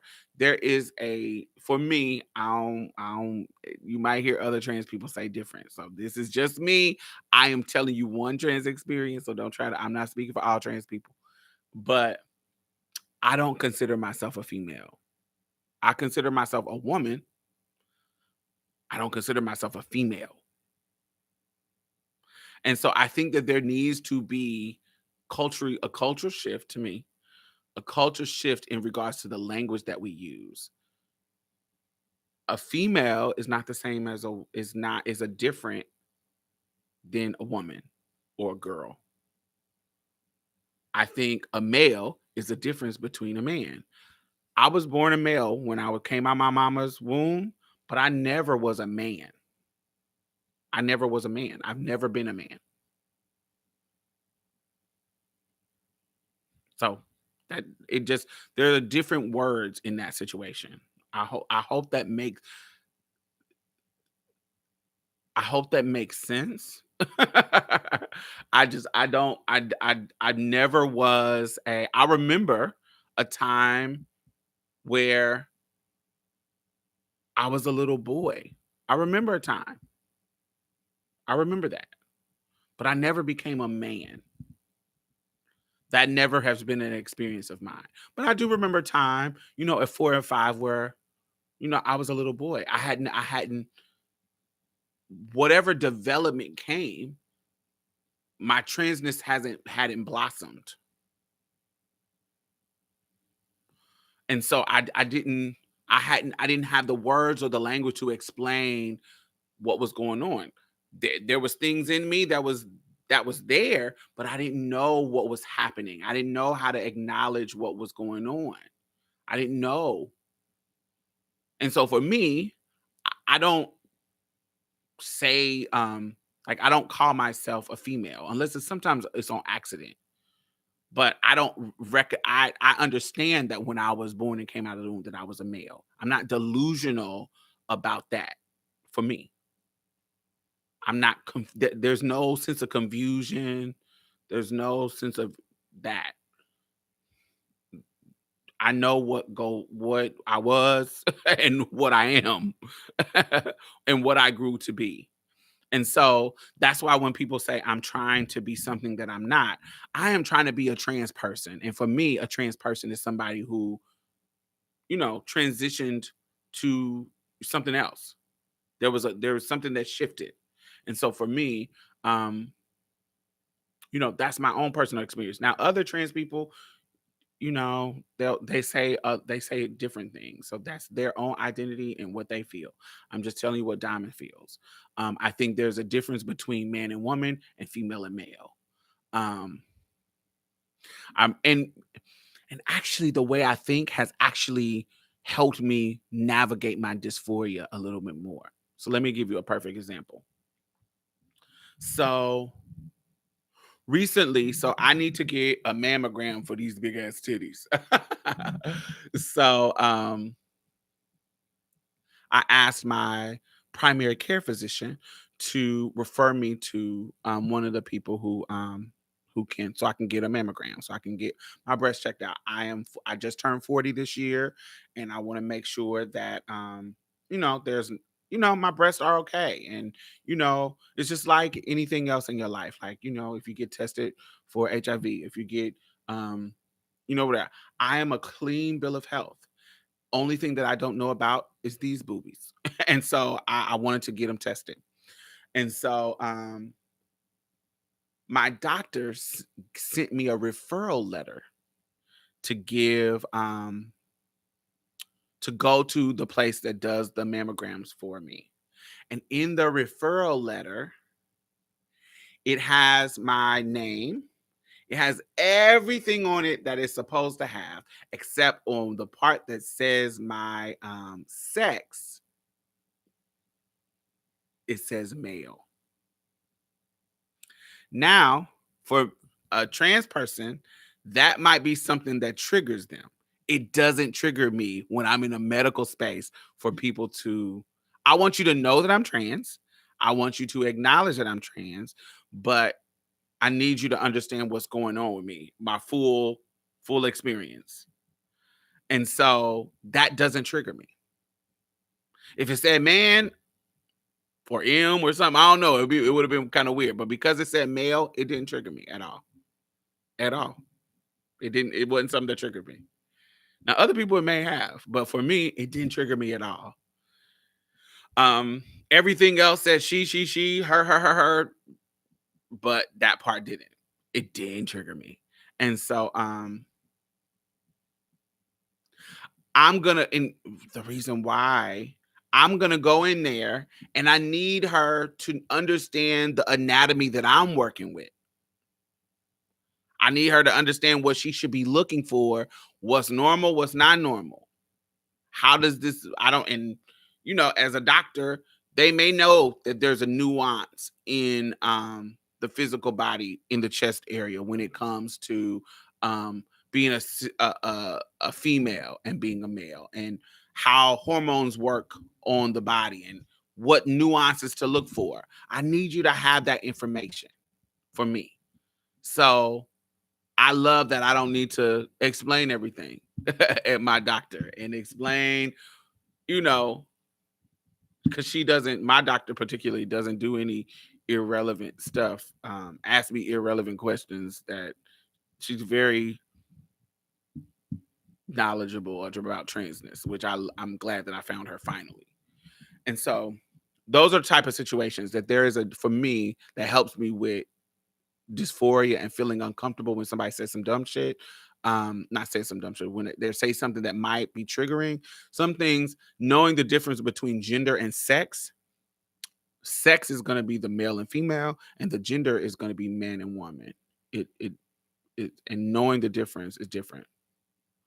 Did you talk about Bill Cosby? I talked about Felicia Rashad. Not Bill. That does bother me. I know it's a medical environment, but I just tell you I'm biologically male when I get there. Yeah, that doesn't bother me. Put it on my paper so I don't have to I don't want to have the conversation. I remember my homegirl, she went and got an MRI or a CAT scan, whatever the thing that they check your whole body. And they went through this whole process and she got a whole prostate in there. She got a whole prostate in her body because she was born a male person. She has a whole prostate and she was having prostate cancer. And because she wasn't telling people that she was a cisgender, that she was a trans woman, they didn't look to do the test to figure out if she had prostate cancer. And here she go getting sick from prostate cancer because she wasn't telling them. That shit's weird to me. I feel like that's dangerous and weird. I don't know if weird is the right language, but if you're offended by it, I apologize. But I think that's dangerous. That level of discomfort can put you at risk. And if it's putting you at risk, that is dangerous. Your dysphoria needs to be worked on a level, needs to be worked on a level where you are not putting yourself at risk. Yes. I can't. There's no other way for me to say it. If it's putting you at risk, it's dangerous. Yeah, I'm sorry, y'all. I just can't fuck with that. I don't want to be that person. Um, but yes, we talked about Bill Cosby. So we're coming up on, the last 20 minutes, which I want to talk about in the last 20 minutes. So Bill Cosby is a rapist. He is a he's an admitted rapist in the deposition that was made public for us to see. It was sealed at first and then it was made public. He admitted it. It's nothing to I don't go back and forth with people about the shit. Because if you are defending Bill Cosby, I feel like you are willfully ignorant. Um, but yes, you are out and free because of a technicality, not because of your innocence. And so you are disgusting. And I don't care what race you are.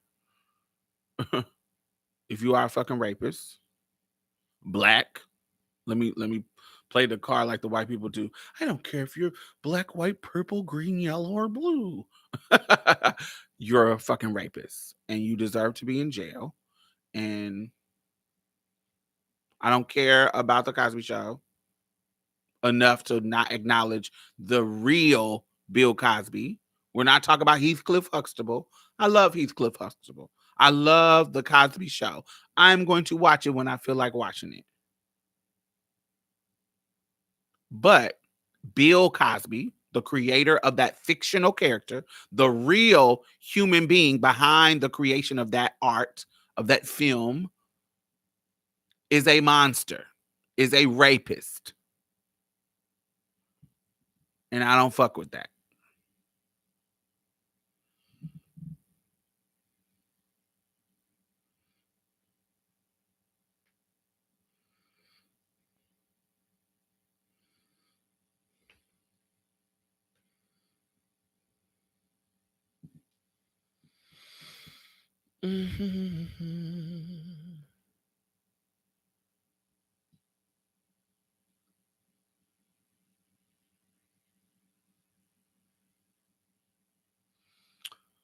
What else? What else is going on? What else is going on?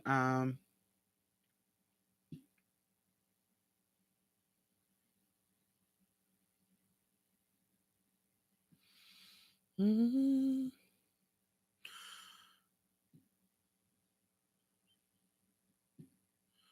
mm, mm, mm, mm, mm.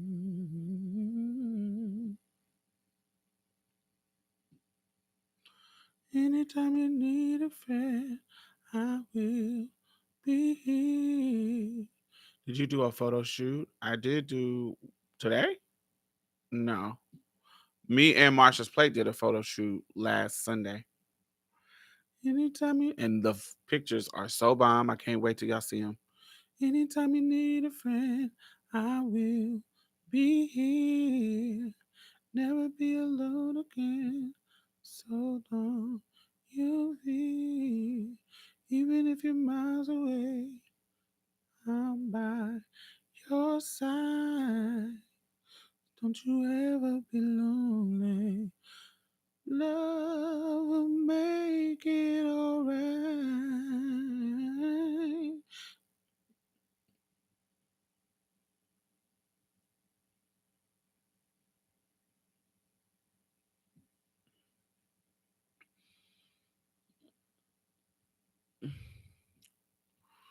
Do, do, do, do, do, do, do.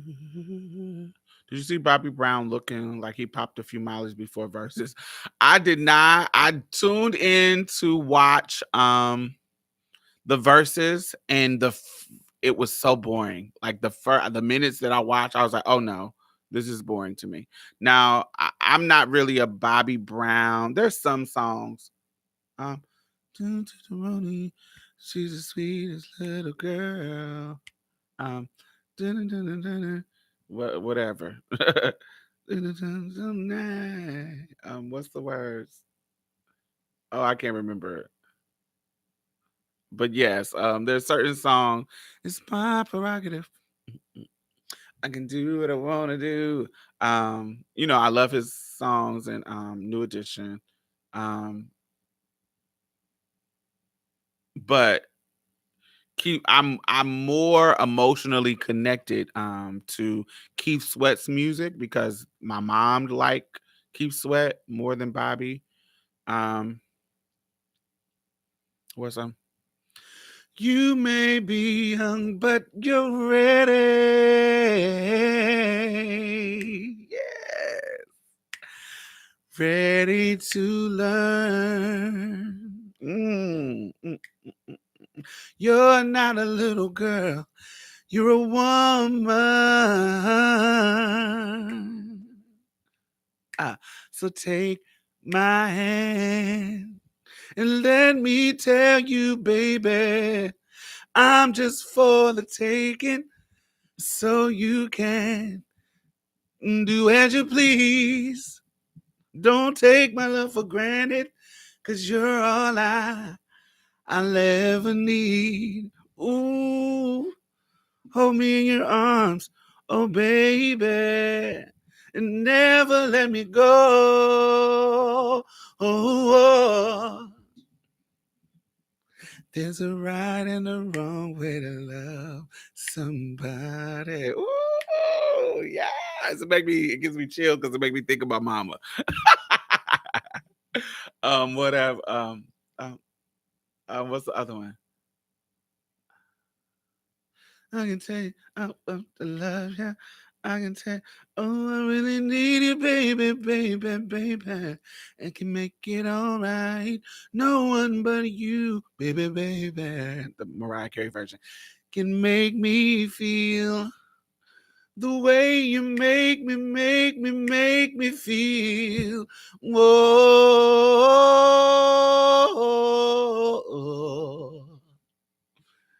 Hey, make it last forever. I love that one.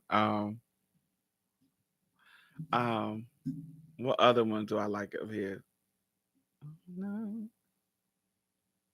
What other ones is it? Let me look up Keith Sweat so I can see what my other favorite song. I love "Make It Last Forever." Um, Nobody, baby. That one is cute. I like that because my homegirl got me twisted over you. Yeah, because Athena Cage is on those. Those are my sickening. Got me twisted over you. Yeah.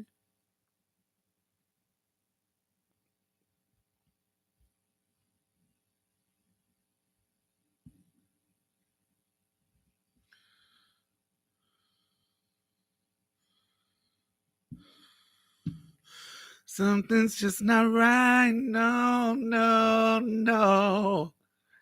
Tell me how deep is your love? Oh, I love that one. Um, whatever. How deep is your love?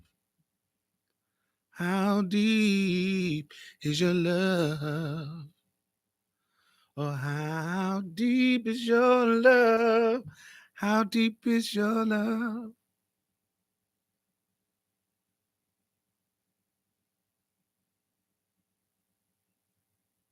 What other ones? Let me see. This album. What album is this? Baby, come on. Don't stop it now. Um, don't stop your love. Yes. Oh, it's so much. So many songs. I love it. What's the one with Suda? I don't know. Now you're getting too deep. It's the "Make It Last Forever" album for me. And the songs with Cut Close. That's the only songs about that I like of Keith Sweat. The whole "Make It Last Forever" album. That whole album was a banger. And all the songs that he did with Cut Close, with Athena Cage from Cut Close. I love, love that. Now, Bobby Brown. Let me see. I can't. There's other songs that I like of Bobby's. Let me see Bobby Brown.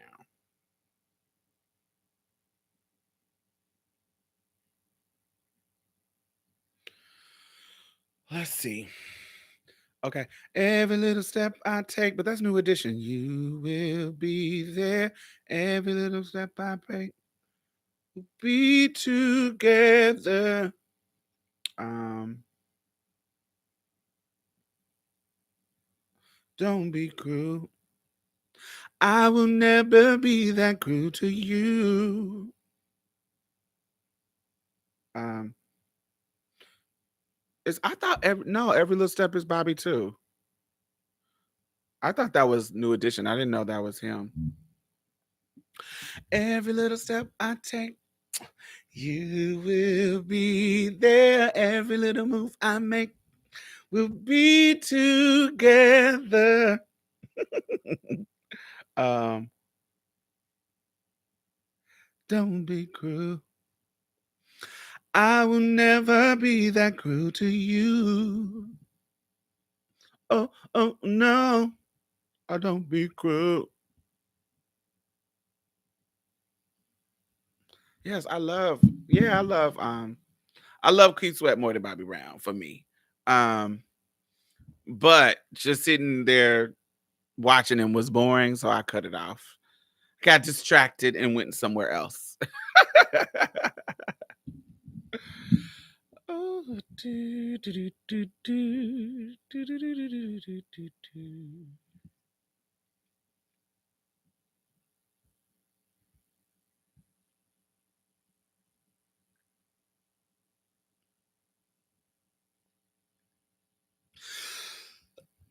Keith's Sweat catalog reminds me of my mom too. She always listened to him when she got ready to go out. Yeah, my mom cleaned up to I want a Shaka versus with who? Who is gonna do a versus with Shaka?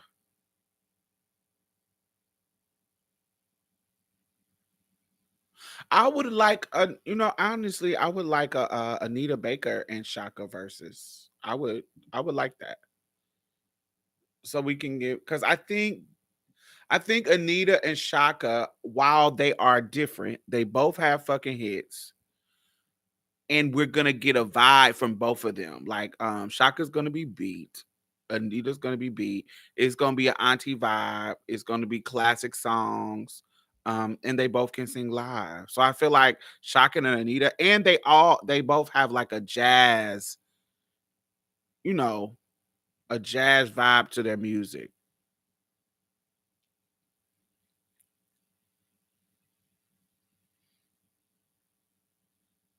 Yeah.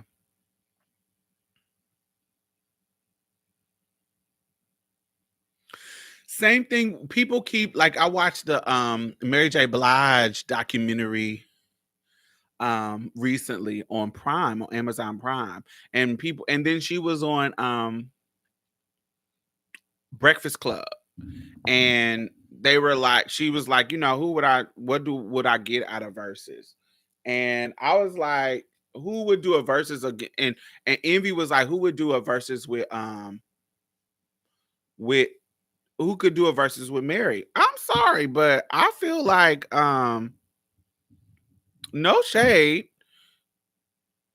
I feel like Tony Braxton could do uh uh a verses with Mary, and it be lit.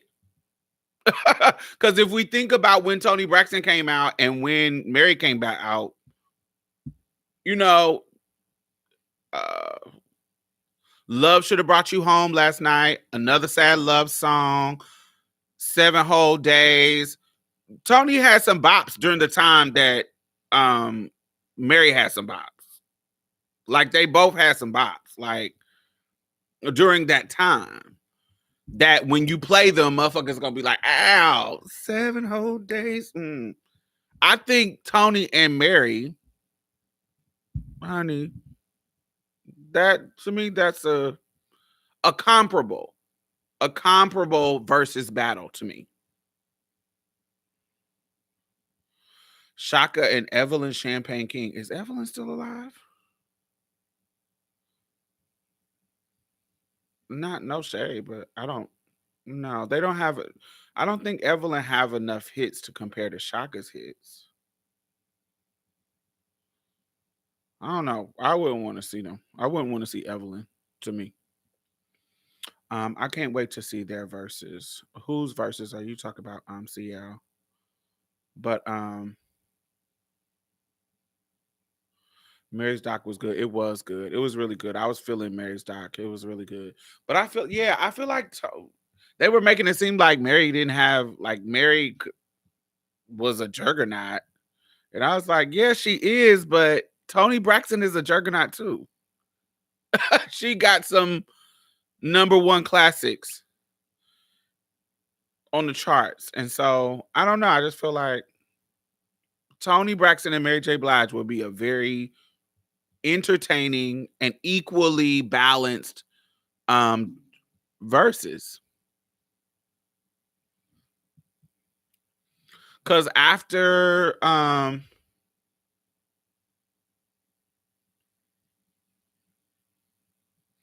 don't know, I got bored with Mary after, like, after the 90s and maybe early 2000s. Let's say early 2000s. Yeah. I got bored with Mary after that.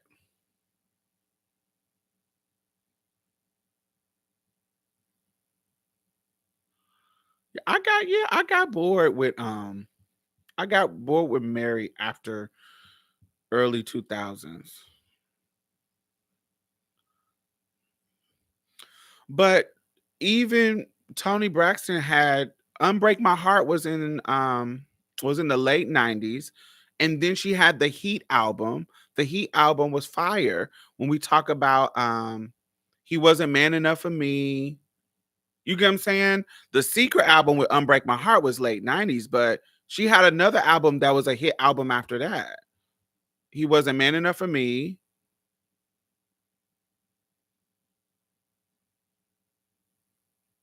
And then Mary had a 90s album. The 411 album was, and the Mary My Life album was the 90s. I just feel like they equal. I feel like when Tony Braxton fell off, Mary J. Blige fell off. When Tony Braxton was hot, Mary J. Blige was hot. I feel like they peaked in the 90s and early 2000s, both of them.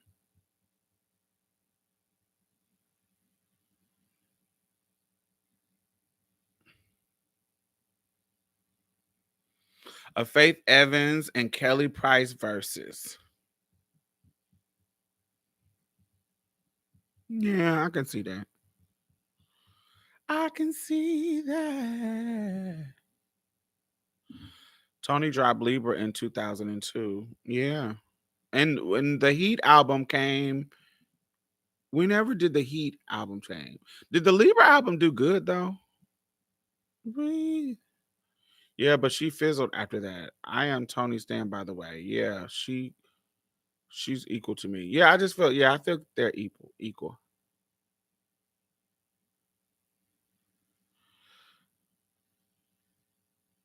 Tony Braxton had a sleeper album that didn't sell, the one with the hit Freeway on it. Oh yeah, I don't know that song. I don't know that album. But I know the one where he wasn't man enough for me on it. That's the last in my brain hit. Yeah, he I don't know what Libra. I thought Libra flopped. I can't remember. I thought, when did Libra came out in 2002? I think, didn't Libra flop though? He didn't flop. Not that I know of. It felt like Heat was getting some traction. But anyway, what was the last Mary album that was like popular? It wasn't it No More Drama? When did No More Drama come out?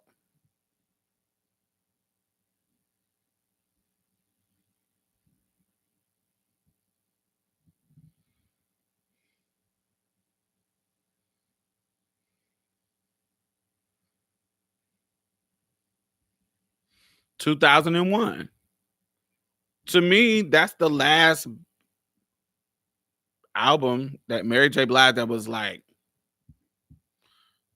she did that fine, fine, fine, fine, fine, fine. Woo! That album, but I didn't really like that one. I didn't I didn't feel it.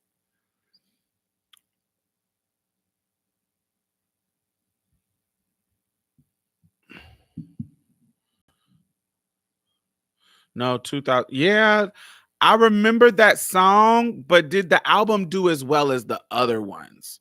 The song did well. Gotta be with you, gotta be with you. Da, da, da. Yes, the song did well, but did the album do well? I don't know. I remember that song. That was the Fine Fine Fine album, right? I don't know. That one just feels like I don't know what that's giving.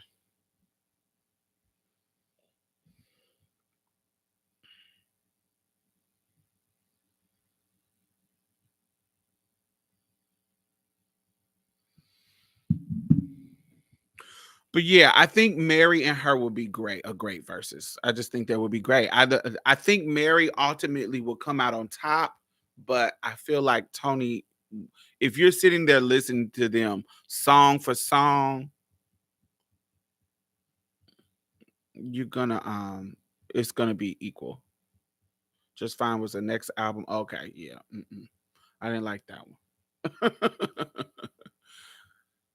She always looks beat.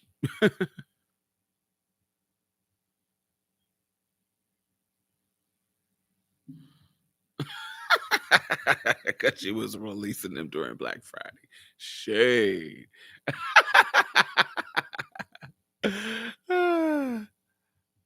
She was always sickening. Mary was always sickening to me. She always had the best looks. She's one of them ones that are style icons. She's definitely, when somebody says style icon, black style icon, I think of Mary. Mary is a black style icon to me.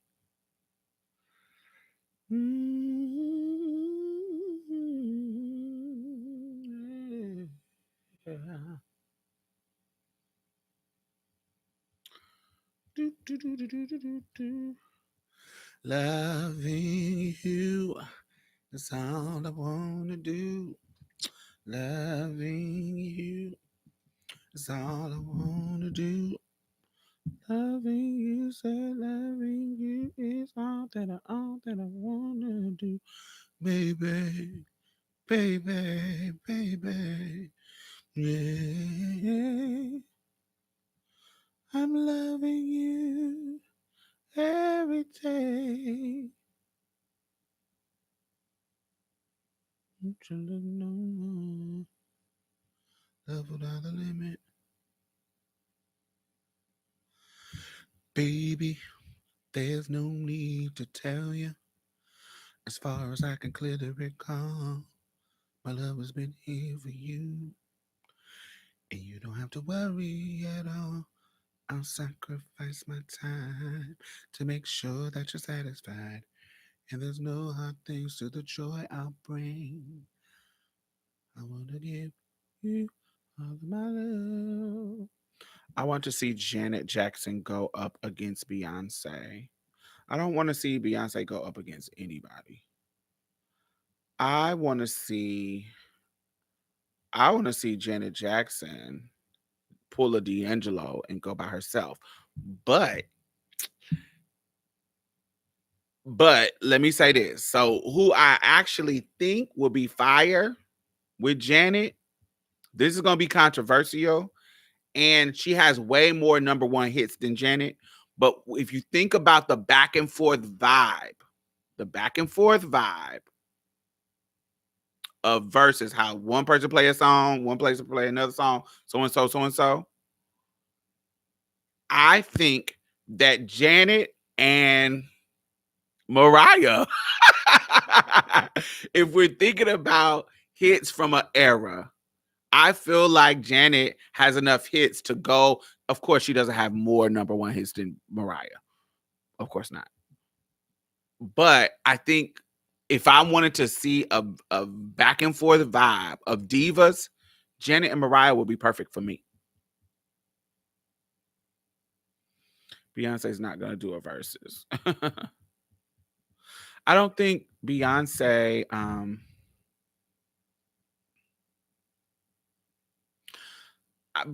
is coming into her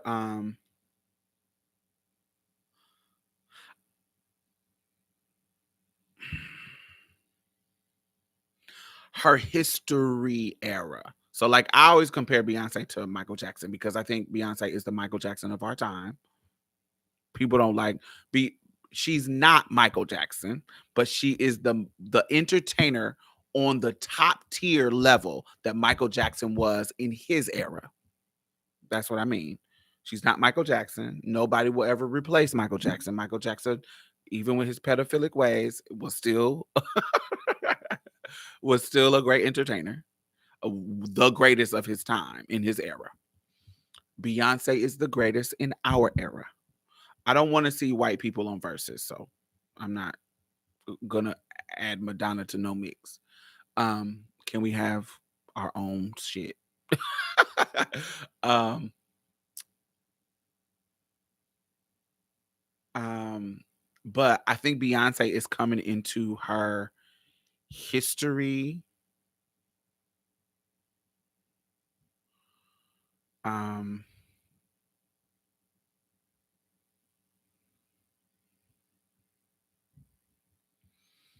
like where Michael was in his history stage. So Michael did, the eras of Michael that I really remember are, of course, the Thriller era. Now, Off the Wall, he had those things, but it just with Thriller was like Beyonce's Singles Ladies. Now, of course, she had Destiny Child era and she had Crazy in Love era. But I feel like I feel like Single Ladies was not, and I'm not saying that Single Ladies was comparable to Thriller. Nothing will be comparable to Thriller. But in as far as their peaks in their careers, Single Ladies was every fucking where. Thriller was everywhere. Mariah Carey is white. I'm not gonna argue with anybody that thinks Mariah Carey is white as a biracial girl. I'm not that that that that her herself identifies as a black woman. I'm not gonna argue about somebody's identity. That's not mine. So Mariah Carey is not white to me. She doesn't look white to me. She looks like a biracial girl, and meaning that I have a lot of biracial girls in my family, and she looks like a biracial black girl to me. I don't consider her white at all. And she doesn't consider herself white. That too. So anyway, um, in the context of we need Jesse Powell and John B. Interesting.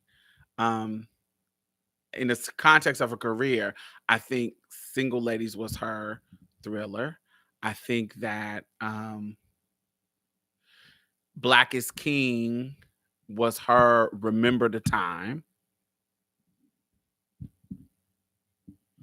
Yes, we did, Bankhead.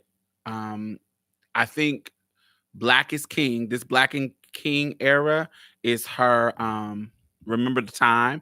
I think her If I Was a Boy era, wait, or would it be Day?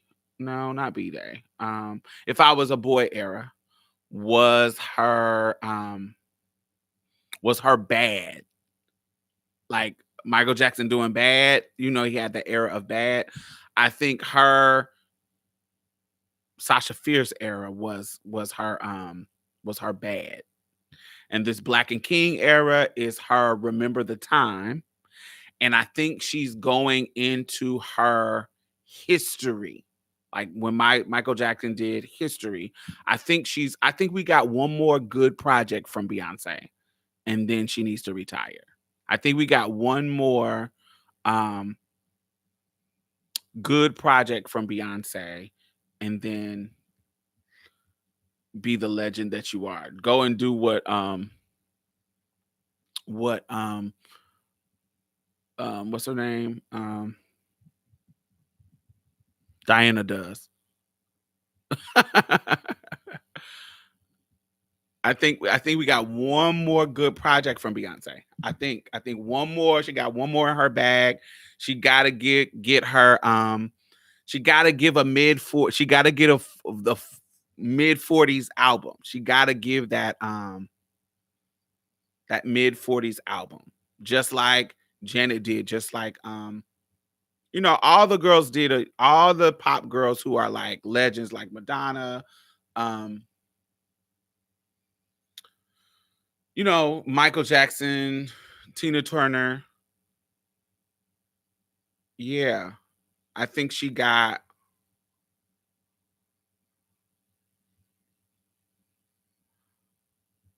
No, I think that Beyonce got one more good album.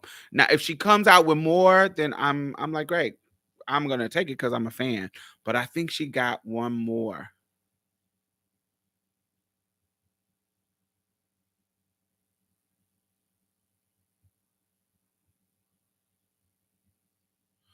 When did Patty finish? Patty never has been. Patty has never been in her career. Patty has never been on the level. This is going to sound controversial, and I'm not talking about her skill as singing. I'm not talking about Patty's skill as singing. We know Patty will sing anybody under a table. But Patty has never been to the level of Michael Jackson, Beyonce, Janet Jackson in regards to their popularity and well, not popularity, in regards to their record sales. Like she's never hit that kind of pinnacle of pop. She's hit a diva status decades ago. But when it comes to that level of high Michael Jackson, Beyonce, Madonna, Janet. Patty has never reached that. Does she have a voice? Fucking yeah, absolutely. Does she have some hits? Yes, she has. But she doesn't have that. She hasn't got to the level ever. Um Patty does what Patty does. She is a diva, she is a legend, and she will continue to sing the house down and continue to be respected as a legend for her own for as long as she lives. Um yes. But I would be surprised if Beyonce Janet fell off after All For You. Yes. Yes. I agree. No, oh, no, no, no, no. So wait. So Janet fell off after the Super Bowl because she was blacklisted. That Demeter Joe album was fire as fuck. But because of the debacle of Super Bowl, it fucked her over. That Demeter Joe album was bomb as fuck. There that oh my god. Like if that fucking Super Bowl shit didn't happen, we would have got um fire ass damn videos. That Demeter Joe album were fire. Are trans women destroying marriages? This topic came up on my job today. Destroying marriages. You're gonna have to give me more than that. I don't know. I very few trans women I know are getting married. What does that mean? Are trans women destroying marriages? What's the context of the conversation? Right, Patty is very very famous among Black people, but I don't see her popular amongst very age groups. Are trans women seeking out married men? No, married men are seeking out trans women. Stop taking the responsibility of somebody's marriage off the men. The men got married. The men have an obligation to their wives. If they're stepping out on their wives, they are the one who are breaking the vow. So it is not trans women destroying marriages. It's husbands doing what husbands have done for centuries and cheating on their wives. With cisgender women, trans women, men, gay men, they are cheating outside of their marriage. So if you are not holding men responsible for their actions, if you are not holding men responsible for their obligations in their marriage, a trans woman, a gay man, another cisgender woman cannot make a man leave his wife and cheat on his wife. He does that by choice because he wants to step out on his wife. They're not the mistresses, whether it be a man or a woman or a trans person, cisgender, transgender, whatever. It is not their responsibility to keep the vows of that marriage. It is the husband's. They can't, he made a choice to go out, step on his wife. So if you are not, if you're flipping the responsibility on trans women, then I think you're being weird. As long as B don't act, she can release all the music she wants. I know she wants an EGOT, but she needs to get an Oscar through music or another voice animated role. Yes, that is just honey, that is just weak as a link, honey. Her acting sucks. I was telling people that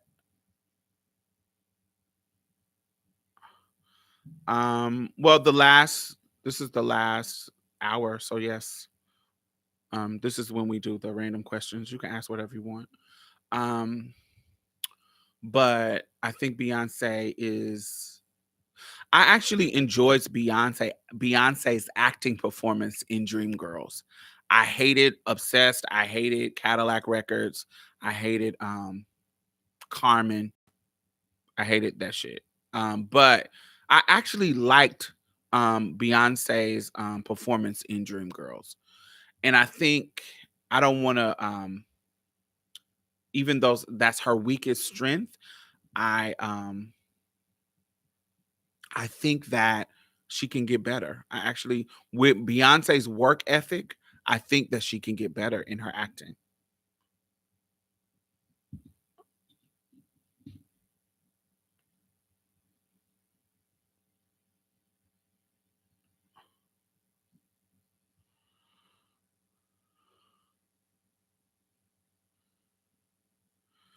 Maybe B can work on her acting. I can have faith in her. Yes, maybe. What else? When is the next Love Beneath video coming? Oh, I have no idea. I am working on this week's release of I started a new series called The Tricks of the Trade, and that will be coming out for my members only section this week. Um, we've had 2 episodes before. Now we're on the third one. So that will be coming out. I also will be releasing some music on some original and some covers in my members only section too, because I got music I want to share, but I just don't want to share it publicly.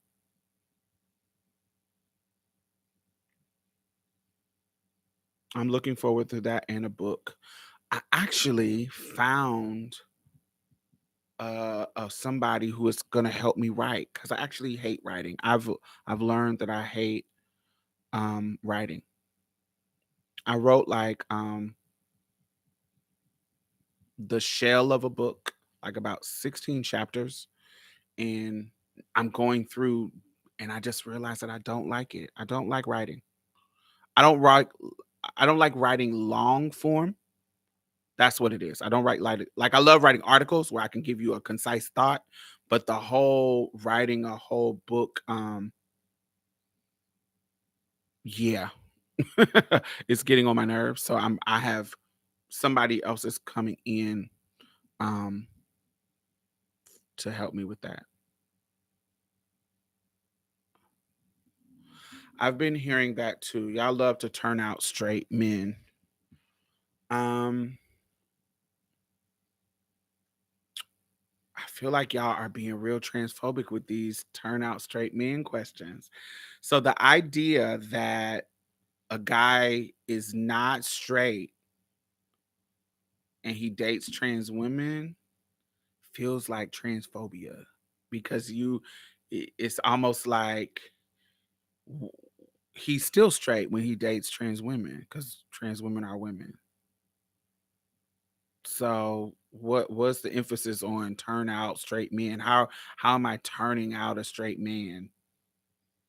You feel what I'm saying? It just feels like y'all are not disrespectful. I'm not, don't block them, Brandon. But it feels like y'all are being transphobic in a way that you may not be aware of. Trans women date men. And so just like cisgender women who may run into a married man, they're not turning him out. They're not breaking up his marriage. He is messing around with a woman or a trans woman, a cisgender woman or trans woman, whatever, he's choosing, or a man, because, gay men out here fucking married men too. And, you know, it- any a married man could sleep with whoever he's sleeping with, and he is choosing to go out on his marriage.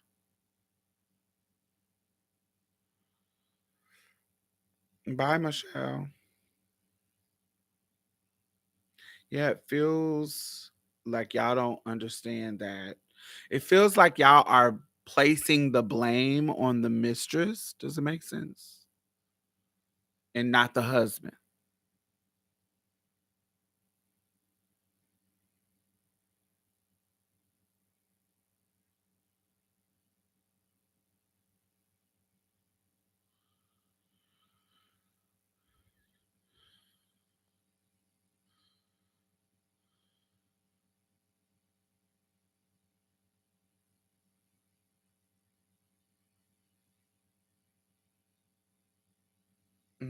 Okay.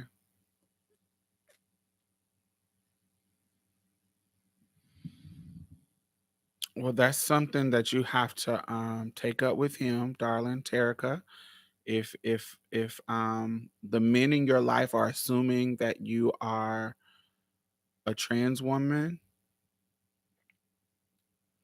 you probably just don't fit into um femininity beauty standards, which is rooted in white supremacy. And that is horrible that you are experiencing that.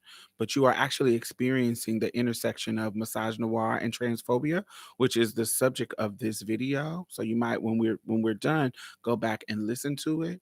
Um, this is why you should be on the side of dismantling transphobia and misogynoir, because then you wouldn't be dealing with what you're dealing with. Because I think it's rude and disrespectful that they would make assumptions about your gender when you're a cisgender woman, but they're assuming that you're a trans woman. That means that whatever look that you're giving off is translating into some false. You're not in alignment in their opinion with what a cisgender woman looks like. And so that is unfair to you, and that is transphobia. That is a problem, and that is not okay. And that's why dismantling transphobia and dismantling misogynoir, those intersections, it's important for us all to work together to dismantle those kind of assumptions, because a woman, particularly a black woman, doesn't have a there are trans women that look cisgendered. There are cis women that look transgendered. All these kind of boundaries, when they don't really need to be boundaries. We don't cisgender women don't have a particular look that every single one of them fits to a T. And so the problem is, when you are hating on trans people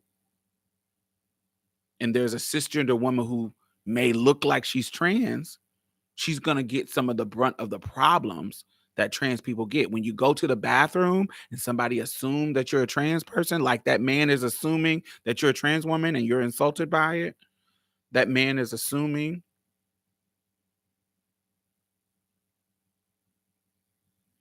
you are experiencing transphobia in the moment, because they are assuming that you're trans and they're objectifying you, thinking that you're one thing and you're not. You are experiencing what trans people are experiencing, and that's wrong.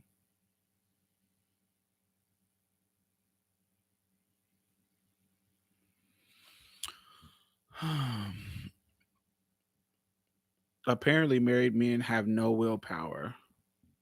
Right. Completely powerless to the whims of the LGBTQ people. Yes, like they have no power.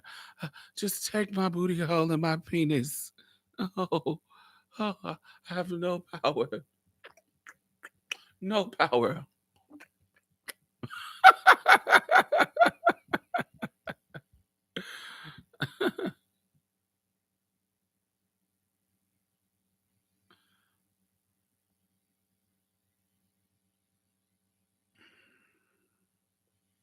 If the mistress is aware he's married, then yes, then also taking part, but it starts with him. Um, yeah, I don't even feel that. I don't have to worry about your marriage. I don't have any obligations to a wife. He does. I'm not playing a part in doing anything. I'm doing what I want with somebody who wants to do something with me.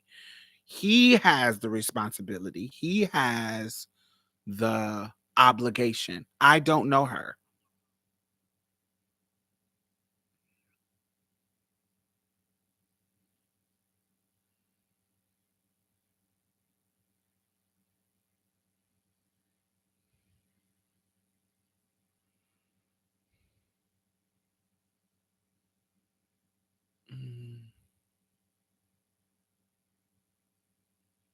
But yes. What else? We got about mm, if I'm gonna end it if we don't have any more topics to discuss. Haha, every man dating a trans woman isn't being duped. They often know and are okay with it. Oh yeah, obvious. Yeah, they're not being turned out. They are doing what they want to do.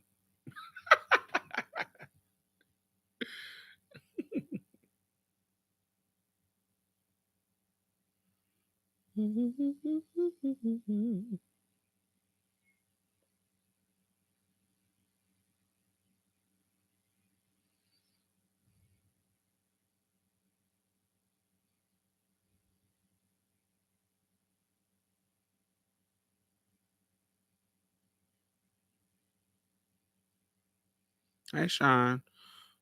But then that begs the question of what kind of empathy does the mistress or the mistress have? I know that there is an obligation on behalf of a third party, but I wouldn't want it done to me. But I don't, but everybody, I'm not obligated to give you empathy though. I'm not obligated to care about your marriage. I know it feels harsh to say, but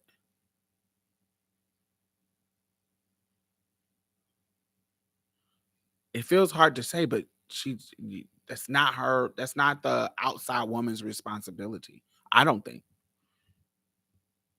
It's just not.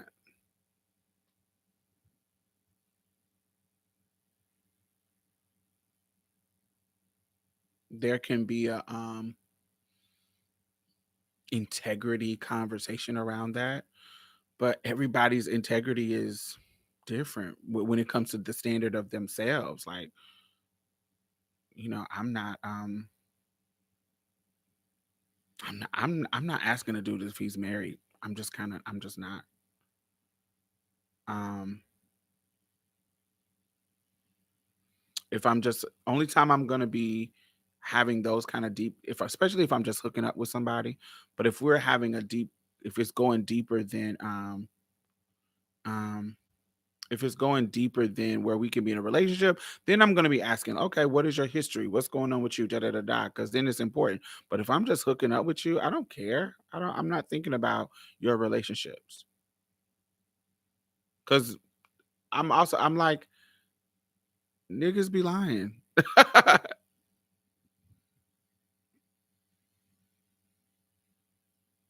I've had I've I've had clients who call me and I don't know anything about their relationships.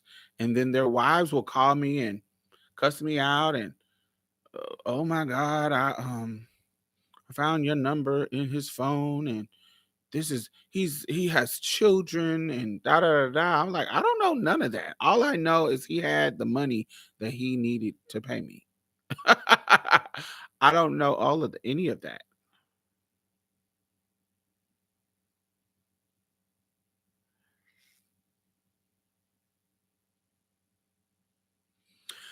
Hey, I know you're about to end, but I have a quick question. Would y'all date someone that your friend used to date years ago, but has since moved on? I feel like it's a totally fine, but my friend disagrees. I think it's totally fine if that's what you want to do. I don't want to date anybody that mess with my friends. That's my own personal choice, but I think it's fine if that's been years ago. And you now I just don't want to date behind my friends, period. But it gets weird when you were in their life at the time. I've seen two situations where my home, not me, but let's just say, there was a situation where uh, um your homegirl was dating a dude in the 90s, okay? 90, 95, da da da da. It didn't work out between them. You still friends with your homegirl through the 2000, through 2010. 2009, You see the dude and y'all make a connection and y'all like each other. I think there is a difference in that. I think y'all are I don't know. It just feels like if I have a connection with a dude, why would I feel and you ain't fuck with it, you done moved on, went with other dudes, and you ain't fuck with this nigga from the 90s and I meet him and we make a connection. I don't think that that's a problem. Now, um it does feel different if I was best friends with you when y'all were in that relationship and like we hung out and did stuff together. It does feel weird. It does feel weird. Um, if that kind, it would be really weird. Like if say my best friend is Ty and Vanessa, and if they dated somebody like in '04, and then I meet them later on like 2021, and I was having dinner with them, that would feel weird. That would feel weird to me. That would feel weird. Like if I was connected to them in that kind of way. Um, but yeah, I don't think it's a problem. But I would run it across from my friend because the friend that dated the dude because I would be concerned about my friend's feeling about it. Does it make sense? I would be concerned about I think not caring about your friend's feeling about it if they're making a concern about it. I think that is there's something that can be said to that narrative. Like why if this will hurt my friend's feelings if I started dating him, is this relationship with this dude important enough for me to hurt my friend's feelings? I think there's that conversation is important to have because I wouldn't want my friend to feel any kind of way. But if my friend is like, go for it, I wouldn't feel any kind of way. And I'm just saying that if I was in that situation where I wanted to date a guy, I don't want to date behind my friends, period. Me, Diamond. I don't want to be, I don't, if I know you dated my friend, I'm going to end it. As far as like a relationship. Now, if it's just a hookup, I'm going to hook up with whoever I want to hook up with. More than likely, if it's just a hookup, I'm not going to be asking you who your past partners with. I'm going to use a condom. I don't care. I'm going to be asking you, what do you do sexually that I might like? What do you do? What is your sexual stuff that you like to do? I'm not going to be asking your past partners because I think that's irrelevant. If I want to hook up with you sexually, I don't care about your past partners. I am going to use protection because this is a hookup, and then that's what it is. I'm not going to be worried about who you messed with. So I'm probably never going to find out that you hooked up with my friend or that you were in a late relationship with my friend if it wasn't an open relationship. So I'm probably not going to know if it's just a hookup. Now, if it's a relationship thing that I'm going for, then yes, I'm going to ask who's your past people and all that kind of stuff. Um, I don't want every man thinking I'm a sex worker. Why would every man think that you're a sex worker just because you're trans? Get the fish out of the chat. Do it now. We're trying to not call cisgender women fish. They have many of them find that to be disrespectful. So I don't I'm not telling you how to speak, but in this space, we want to not do that. I would prefer it, you know. If you do, you do, but I think they have let us know that that is kind of disrespectful to a lot of them. So, just so you're aware, people's connection doesn't necessarily end when the relationship ends, in my experience, Chloe. The dating pool for trans attracted men is a lot smaller, so it's common for him to have dated someone in the past that you know. It's a small circle. If you involved in your local community, facts. Definitely, Marissa. Definitely. Definitely.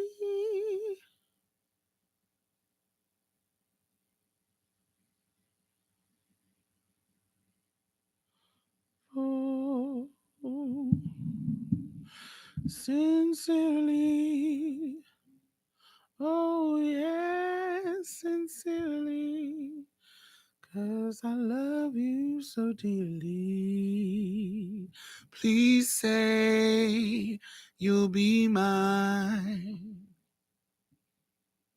Oh, Lord, won't you tell me why I love that fella so? He doesn't want me. 'Cause I never, never, never, never let him go sincerely. Maybe I should go snuggle up to my man. Yes, someone's husband. Y'all, man. It's not just yours, it's y'all.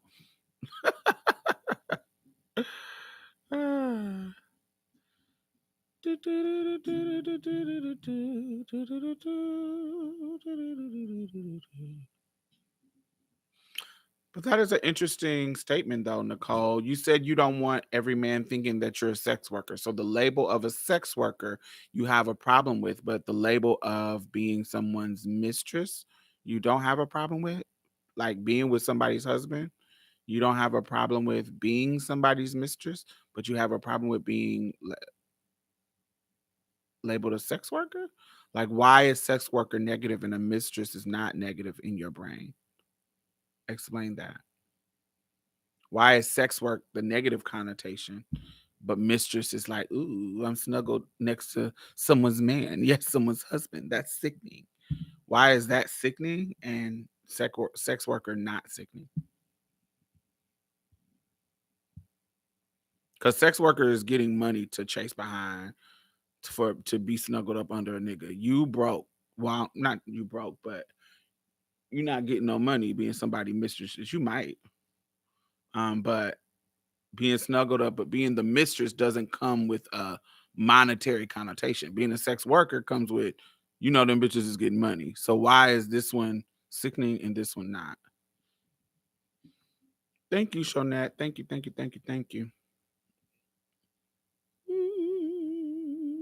This is my um Faith Evans about. I love this is my favorite hair color.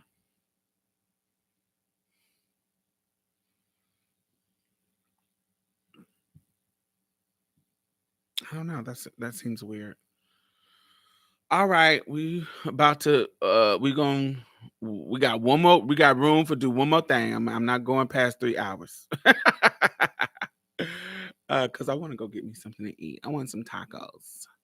Do, do, do, do, do, do, do. I just don't want men to automatically think we have a price. But you want them to automatically think that you're down with sleeping with a husband?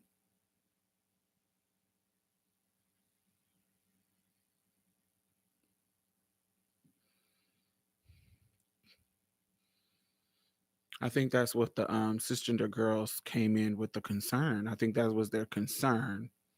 I think their concern was trans women are destroying marriages, which I think is bullshit, but because they're blaming the trans women. I didn't even damn Brandon, I didn't even see what Carrie said. I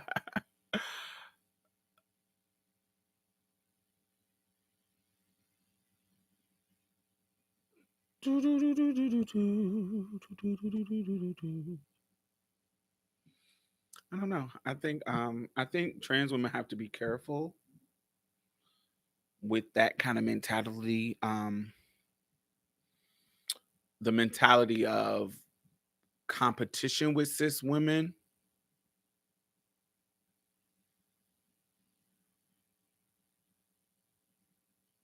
because I feel like if you are treating cis women with that kind of competitive in a way that's different than how you treat other trans women, then you are putting them on a pedestal. If like you sleeping with a husband's is some type of trophy just because you trans and they cisgender, you're putting them on a pedestal. I don't give a fuck about a bitch husband. I give a fuck about his money if I need his money. But that's a trans woman too, bitch. If your man want to give me his money, I'ma take it. Cisgender trans women, it is what it is. That's not because I don't have no empathy enough to sacrifice my money. But like I said, I'm not gonna ask about it. If some dude hit me up like, damn, I got a G for you to da da da da da. All right. Let me take that G off your hands. I'm not gonna be asking, are you married? What other trans women do you hook up with? No, I'm gonna need that G. Give me that G.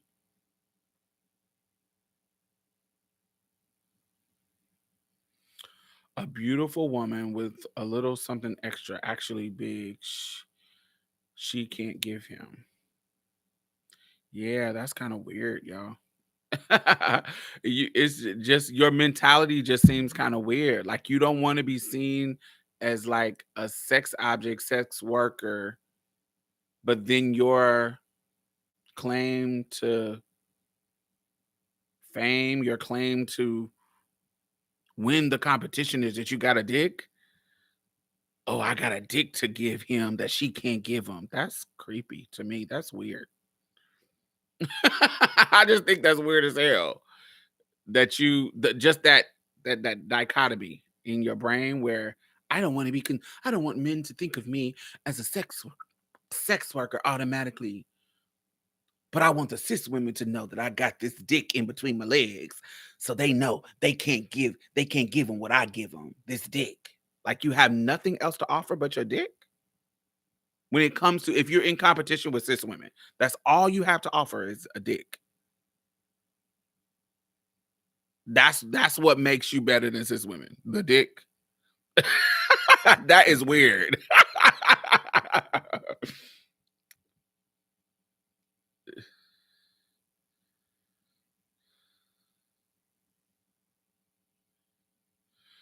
No, Davina, you can always get a coin out of even if you had messed with them for free before, you can always get a coin. It's never too late. But yeah, I don't know. I don't know, Nicole. You feel that's weird to me. If it works for you, go for it. But I don't know. I have more to offer than just my peen.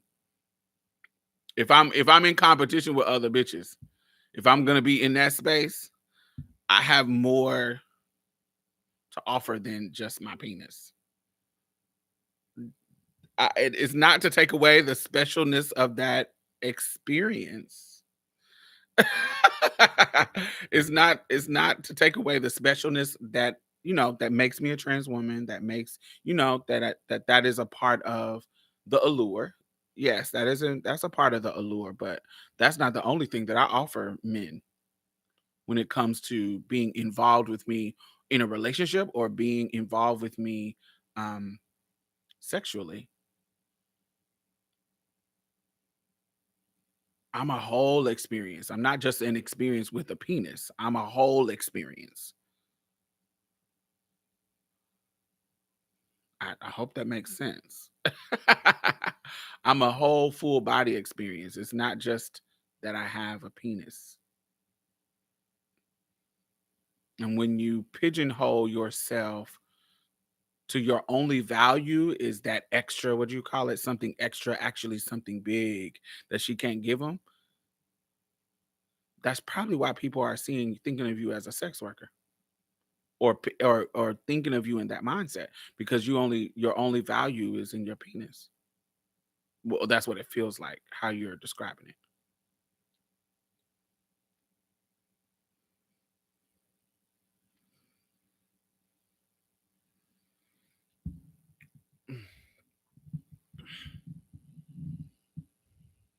Give me that outfit. I love this. This is I got this from Nordstrom Rack. It is so cute.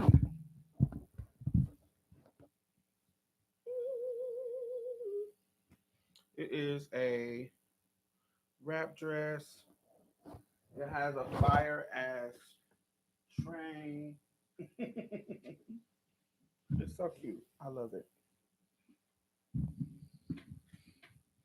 Mm. Yes, I love it. It's such a cute dress. It's long. I am good. How are you, Vanessa?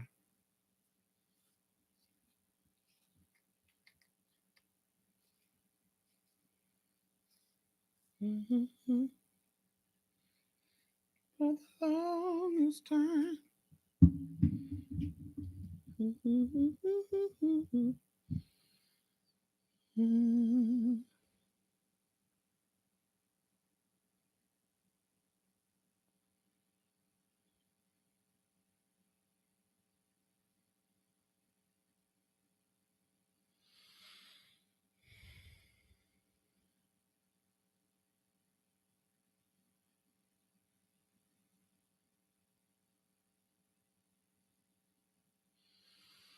I've never been clocked, so my 10 inches is not the initial attraction. It's me. Okay. Um, are you still on Moans? How do you handle the emotional side effects? I don't have emotional side effects that are like super negative. Um, my estrogen level is naturally higher than normal, so being on Moans doesn't really take me to such a big difference. Um, there is a there is a shift in emotionality. It is a shift. It's not a total like a total it's not like, oh, I'm exactly the same. No, it's a minor shift. The best way that I can describe it is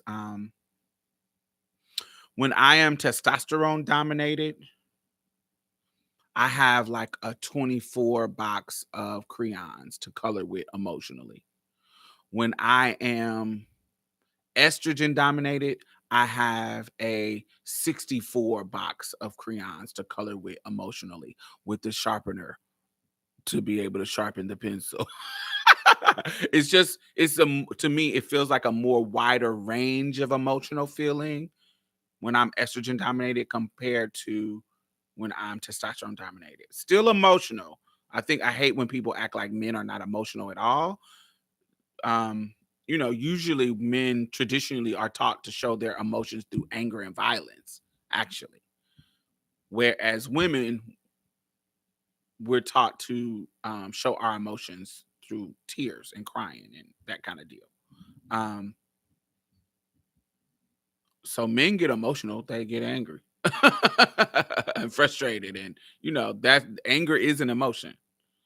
um but um but yes, the my range of emotion feels more complex when I'm estrogen dominated compared to when I'm testosterone dominated.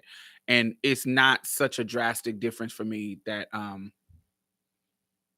is disruptive to my happiness. But also right now, I'm in such a happy place in my life. I'm in a happy place.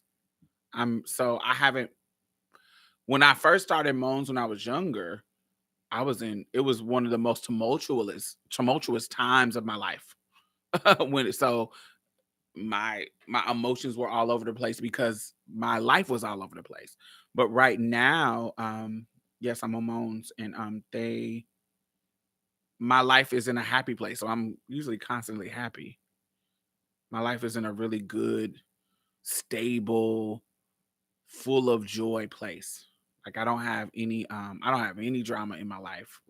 That's not like small normal life, normal shit. I don't have anything big. I'm secure. Yeah, everything is happy. Everything is good.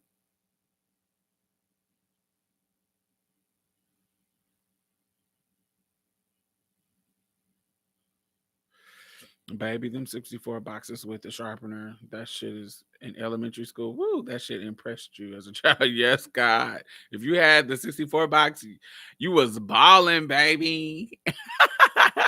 Balling. 64 box, baby. Yo mama rich. That's good. I just curious because when I get closer to time for my shot, everything feels more intense emotionally. How so when is your regimen? When do you take your shot? So I take a shot every Monday. So so there is it's never it's never like oh long da, da, da, da. It's never this you know, my shot, and it's always just a steady stream, you know.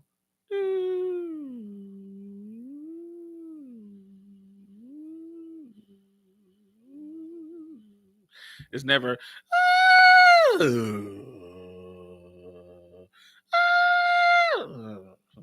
that make sense? I'm giving you the sound version of the. I don't have. Yeah, it's just a steady stream all the time for me.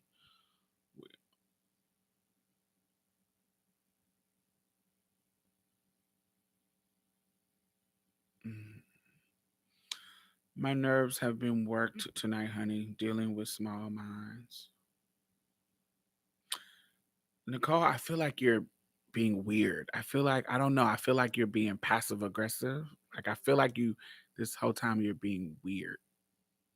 You getting, I don't know if you're trying it. You're straddling that line, and I'm not for sure. You might need to go and chill with somebody's husband, as you said. I don't know if you trying it or not. Like I'm not one of them people that you can try. So I'm trying to give grace, and I'm not for sure what's happening here. I don't know if your shade is to me or to you know the cisgender women that got you riled up, but I'm not for sure. So let's make it clear. Try Jesus, not me. Cause this ain't the place. Try them samples at Whole Foods. Um, try try a different kind of drink when you go to the club. Don't try me. Mhm.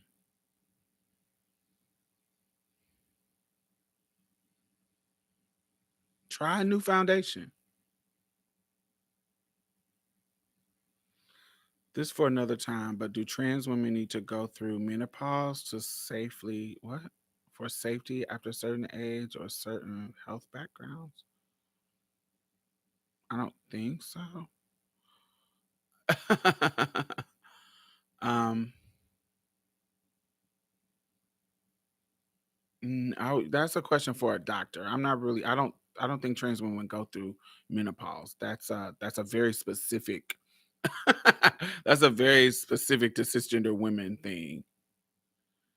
Um, when they mature out of their periods, mature out of ovulating. Um, so I don't know. I know that that's very specific to cisgender women, and that don't have anything to do with us.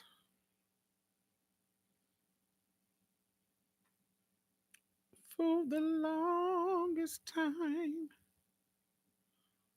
Mm.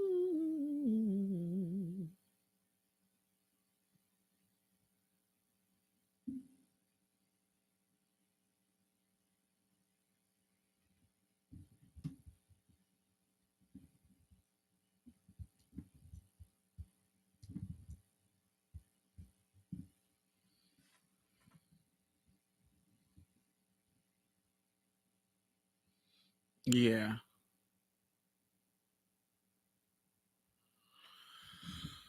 Mm, yeah, I think they usually, the hormones that we take is usually the same hormones, just at different levels, that cisgender women take after menopause, just to keep their levels normal. So, oh, wonderful, Nicole. Thank you. Um, it's a different level. It's just a different level. But yeah. But I would talk to a cisgender woman about menopause, or a doctor. That would be the best to do, because I don't know the intricacies of menopause, because I'll never go through a menopause. So don't want to. Don't want a period. I don't want none of that. Despite what people may believe, I don't want none of that. None of that. No.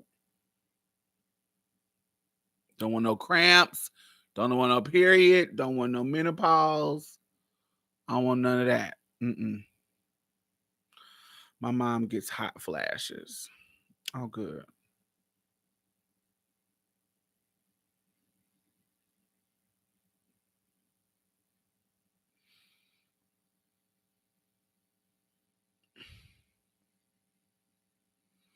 Humming the edge of 17. 17. Yeah. And now I'm going to be humming Billy Joel. Right. For the longest time. It's stuck in my head. Dun, dun, dun, dun, dun, dun, dun. So what you're saying is that you don't have a uterus. No, trans women don't have uteruses.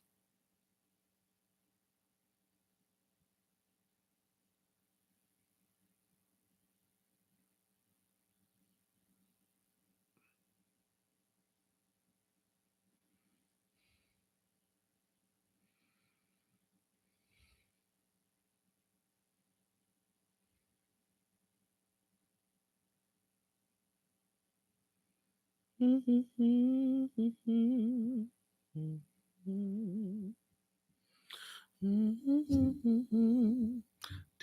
dun, dun, dun, dun, dun, dun, dun, dun. Dun, dun, dun, dun, dun. Dun, dun, dun, dun, dun, dun, dun, dun. Dun, dun, dun, dun, dun, dun, dun, dun. I hope it gets stuck in your head. For the longest time. Yes. I heard it on a commercial, and then I actually, I'm recording a cover of it right now. So I'm learning it. Yeah. Cuz I want to do a little bit of it to put into a show. Um yeah. Didn't she also sing Bright Eyes? Who? What is Bright Eyes? I never heard of that song.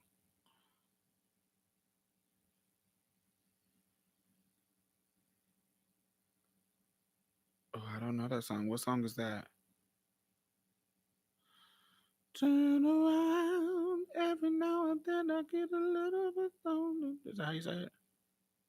Turn around. Mhm. Is that what you're talking about? Bonnie Tyler. I don't know what song is that. I don't know what song that is. Is that it? Turn around every now and then I get a little bit low. Something. Turn around. Something. I can't remember. Is that it?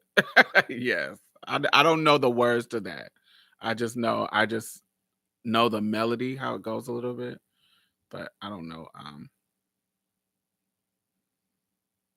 the words at all.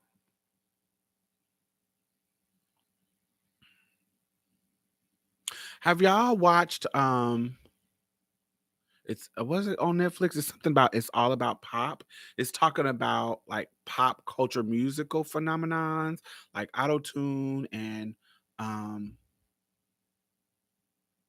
ABBA and What was the first one? Oh, Boys to Men, the Boys to Men effect.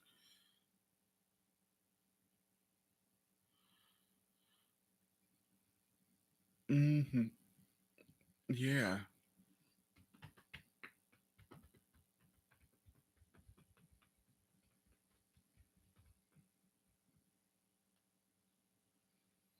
What are y'all doing up? It is Friday at 10:30. I think I'm gonna close it out. I can come back if y'all want me to come back. And then Dancing Queen, Young and Sweet.